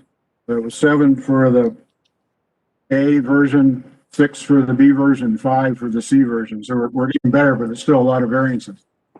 The place where I have the most trouble is getting into the setbacks. So it'd be clear when they talk about being within 18 feet of the side setback, that means it's 7 feet from the side property line. And it doesn't seem like when you look at the plans, it has to be in the side setback at all. It's just the carport. If they put the carport in front of the house towards the street a little bit, they could be totally out of the setback and they wouldn't cause anybody, including their neighbor, any aggravation. So that is a doable thing. I've built a house on this property area and it was very difficult. We did it and we did it with no variances. It seems like it is possible to build a house on this lot where they are proposing it without variance as well, if you do some work and you do it right. But they shouldn't be putting their driveway in the easement. They shouldn't be putting their carport in the easement. There's no reason to do that. They have the house where it belongs. It's just trying to get the access to it to be proper. The other point is that the person who responded from the Architectural Control Committee, he is not part of the HOA. As it was stated, there is no active HOA. There's just a neighborhood association that is no longer in existence. So that is a problem. There's some issues that I have with what he wrote. So for example, the minimum square footage that's permitted by the bylaws is 1,750 square feet. It says right on the plans that this house is supposed to be 1,634. Both of those numbers are just the ground floor without any garages or portals or porches included in that number. So this is undersized compared to what it's actually supposed to be. Now the number for where we are relative to the front setback is a challenge too. I can't really look at any of these drawings and be able to figure out where the road really is, where the easement is for the road, where the property lines are. They're kind of just drawn in here, but there's no dimensions given to anything specific. Certainly we know that covenants require that we have a 50-foot front setback and 25-foot side setbacks, which are the ones that are relevant to this. So we have that on top of the fact that the county with their ridge line is supposed to have a 100-foot setback from the front, which this property is part of.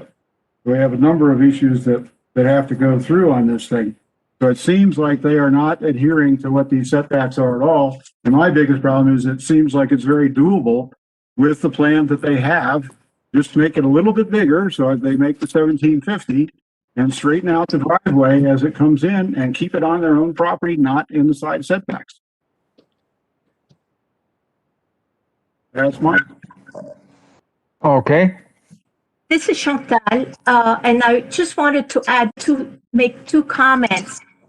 In the letter of opposition, when I went to the website a few days ago, there was a letter from the Harris, that are the immediate neighbors of 53 Camino. And Lynn Harris could not attend this meeting. She did send her letter, give it on November the 9th, because I read it on the website, but I can't find it today. And basically, she put in her comments, pros and cons for all three options, A, B, and C. And so I thought I was looking for it just to refresh my mind about, the opposition or the pros and cons that she had. But I think that the committee, whether they saw the letter or not, I don't know, but it's not on the, whatchamacallit, on the website. The other thing that I wanted to also mention, I'm sorry, I forgot. So basically that's the primary thing that I wanted to mention. All right, thank you. Thank you. Okay, anybody else out there from the public that wants to speak on behalf or against this case? Okay, I'm going to close the public hearing. Wait, I remember, may I? Or am I too late? Chantal speaking. Sure, go ahead. Okay, it's just when I'm looking at the plan that Patrick put up, OBB-111, which shows the 80-foot, setback. When I looked at it, I thought if they could turn the house or the planning of the house, let's say, by a certain degree, then they may not even, the carport may not even be on the overstepping the variance. The side variance, because I'm not an architect, but if you turn it 90 degrees, the white dénivellation, which means that it's not as steep, may fit nicely. Right. Finished. Okay, thank you. All right. Again, I'm gonna, is there anybody else from the public that wants to speak for or against this case? Commissioner, we have some more people calling in. One person is calling in a few minutes, another person is calling in 10 minutes. I'm getting ready to close this public hearing. I'm sorry, can we continue the public hearing so that the people who actually support our case get to speak? I mean, we've been here for a while already. We can't be waiting 10, 15 minutes for someone else to speak that hasn't even gone online yet. Okay, so listen, can I say something, because that video sort of messed up our presentation at the beginning. Okay, so, go ahead. Okay, all right, let me start. We're going way off track here. The neighbors aren't happy, or rather some neighbors aren't happy, and they're talking about setbacks. They're actually saying that we don't need any variances at all. We can go back to the drawing board and and figure out a solution with no variances. Now, we've been working on this case for 1.5 years. I think John Lovato could maybe talk about the fact that this case does need variances. He came to the site 1.5 years ago and took one look at it and said, yeah, you're going to need variances. So we've been working our butts off to figure out how to put a house here with variances. And I'd like to go back to what Vicky was saying about, this should be a question about which variance is better and worse, okay? It's not a case about, oh, well, if you turn the house this way, you won't need variances. I can answer to that. Yes, we can turn the house 90 degrees, but then we won't have a space for the septic tank. So, and the leach field. So, you need that flat space for the utilities. And, this is something that we've been working through this time. And for the neighbors to come in and say, oh, well, it's no big deal. You can just move the house and, you're impinging on the side setbacks, et cetera, et cetera. I find it a little disappointing. And what they're also doing is that they're using they're saying our drawings aren't accurate, or they're saying our drawings are confusing. And since the last hearing in August, John Lovato and I have gone back and forth countless of times to make these drawings accurate. And we've put keynotes, we put dimensions, we put everything under the sun. And John has looked at this, and you know, it's gone through the ranks, and the drawings are good. If you like, I can, you know, I can take you through all the drawings. And in fact, they were given the drawings weeks ago. They could have gone through the drawings with me to talk about it. So what this really amounts to is basically, you know, it's a tactic they're playing to muddy the waters and to kick us down the road, to kick this case down the road another 3 months, which will be, you know, total pain for us, total pain for you guys. And, you know, it's ridiculous. I mean, Jack Albinger came on and he said the property was on the market for 2 years, right? So they could have bought it. You know, it's $45,000, right? So they could have bought it if they didn't want a house there. And this is really what it amounts to. They don't want us there. And if we are building, they want us to access from Sunlit Drive. So, you know, I don't really see what the problem with the neighbors is. It's disappointing. And, you know, we have 8 letters from other neighbors, right? Different kinds of neighbors who are fully supporting our case. They say, yeah, building a driveway to the bottom is absurd. They're not trying to take us back to, you know, they're not trying to take us back to square one and be like, oh, well, actually, you know, you can build a house there with no variances, or, you know, actually, we're confused about the drawings. They're saying, yeah, we looked at the drawings. The 2 spots by the road make the most sense. And so all those letters are uploaded, and a few of those people will come on. And, you know, and so now I'd like to focus the discussion on the nature of the variances, right? So, you know, like Vicky was saying, like, option B has 4 variances: rock outcrops, significant trees on 30% slopes, over 3 instances of 1,000 square feet, and the driveway slope. So, you know, I want to focus on this driveway slope, okay? Option B has a 700-foot driveway, and the maximum slope required by fire is 18%.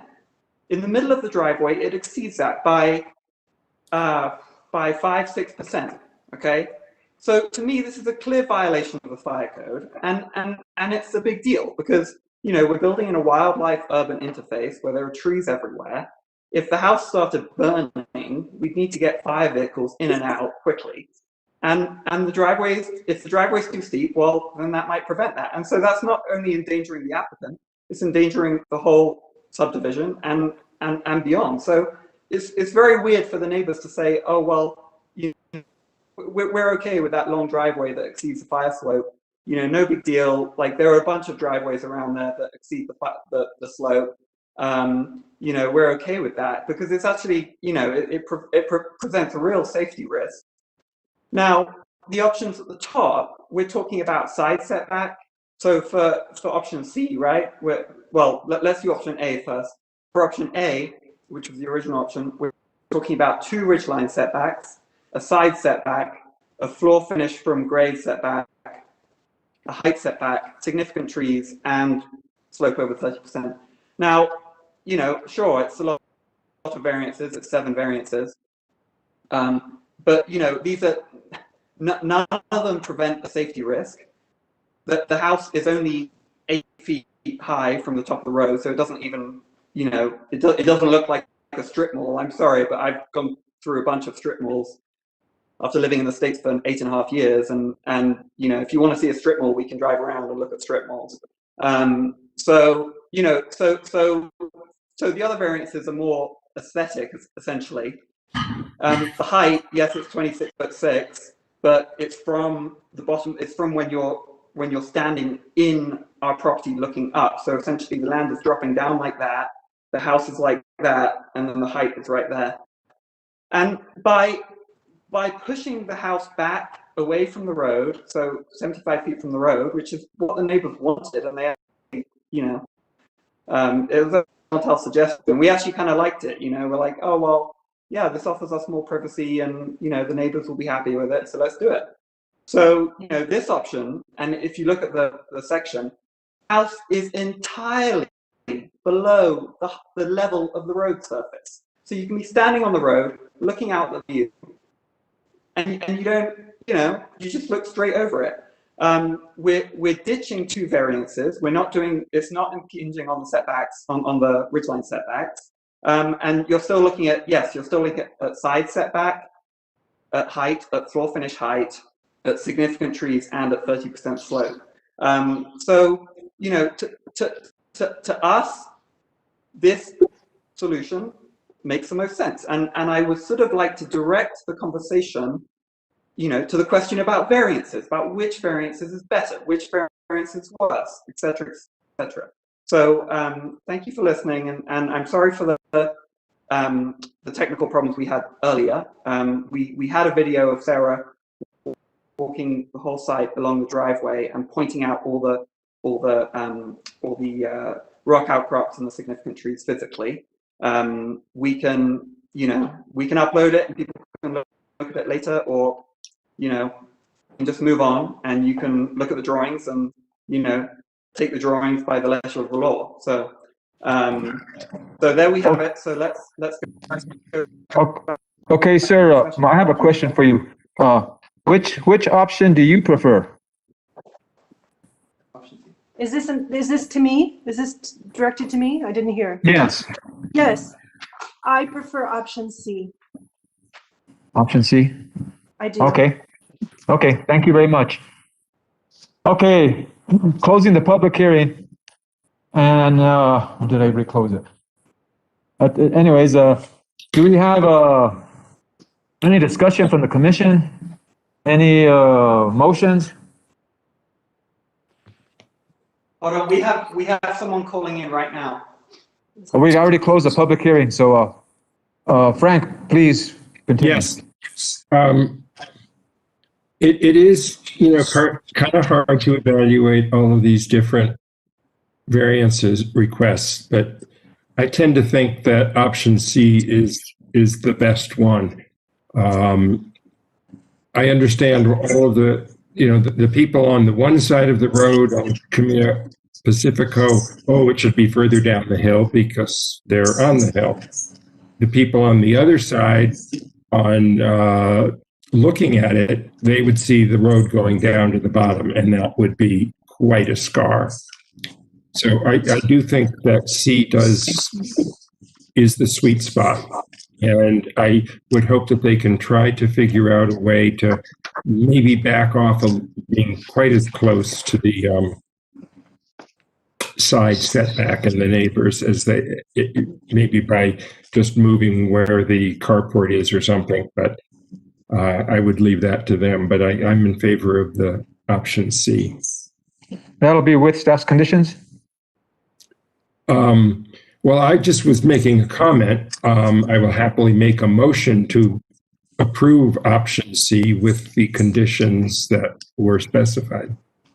Second. Okay, we have a motion and we have a second. I'll second. With the conditions? Correct? With the conditions? Yes. And all in favor, say aye. Aye. Aye. All opposed? The motion carries. It passes. Thank you very much for attending.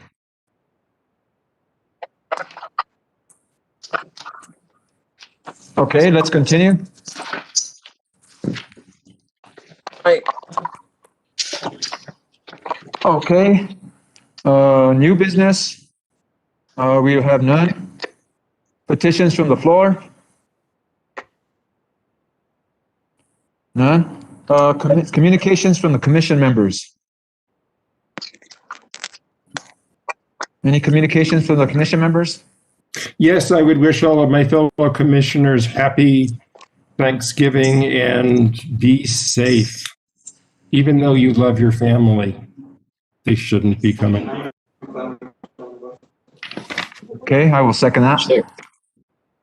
I would like to add on that communications from the members. Vicky, I guess we need to maybe get together and figure out what we're going to do about this possibility of field meetings in the future. Field inspection meetings. We have got to do that. Mr. Chair, I mean, at this time with COVID and, having to, to social distance, that's going to be difficult. I know that there are some legal challenges with having a public hearing.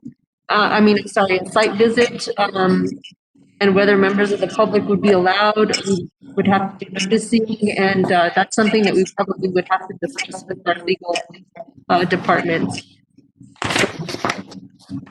Okay, I agree with you. When, by the time this COVID ends, who knows? Okay, communications from the attorney. Roger, do you have anything? I don't believe I have anything to add tonight. Thank you, sir. Thank you for attending. Matters from land use staff? Mr. Chair, just want to wish everybody a happy and safe Thanksgiving, and that's all I have. Okay, and I want to wish everybody happy Thanksgiving, happy holidays. And our next regular scheduled meeting is December 17th, 2020. And do I have a motion for adjournment? I so move. I'll second. All in favor, say aye. Aye. We're adjourned. Thank you. Thank you for attending. Happy Be Thanksgiving. safe out there. Yes.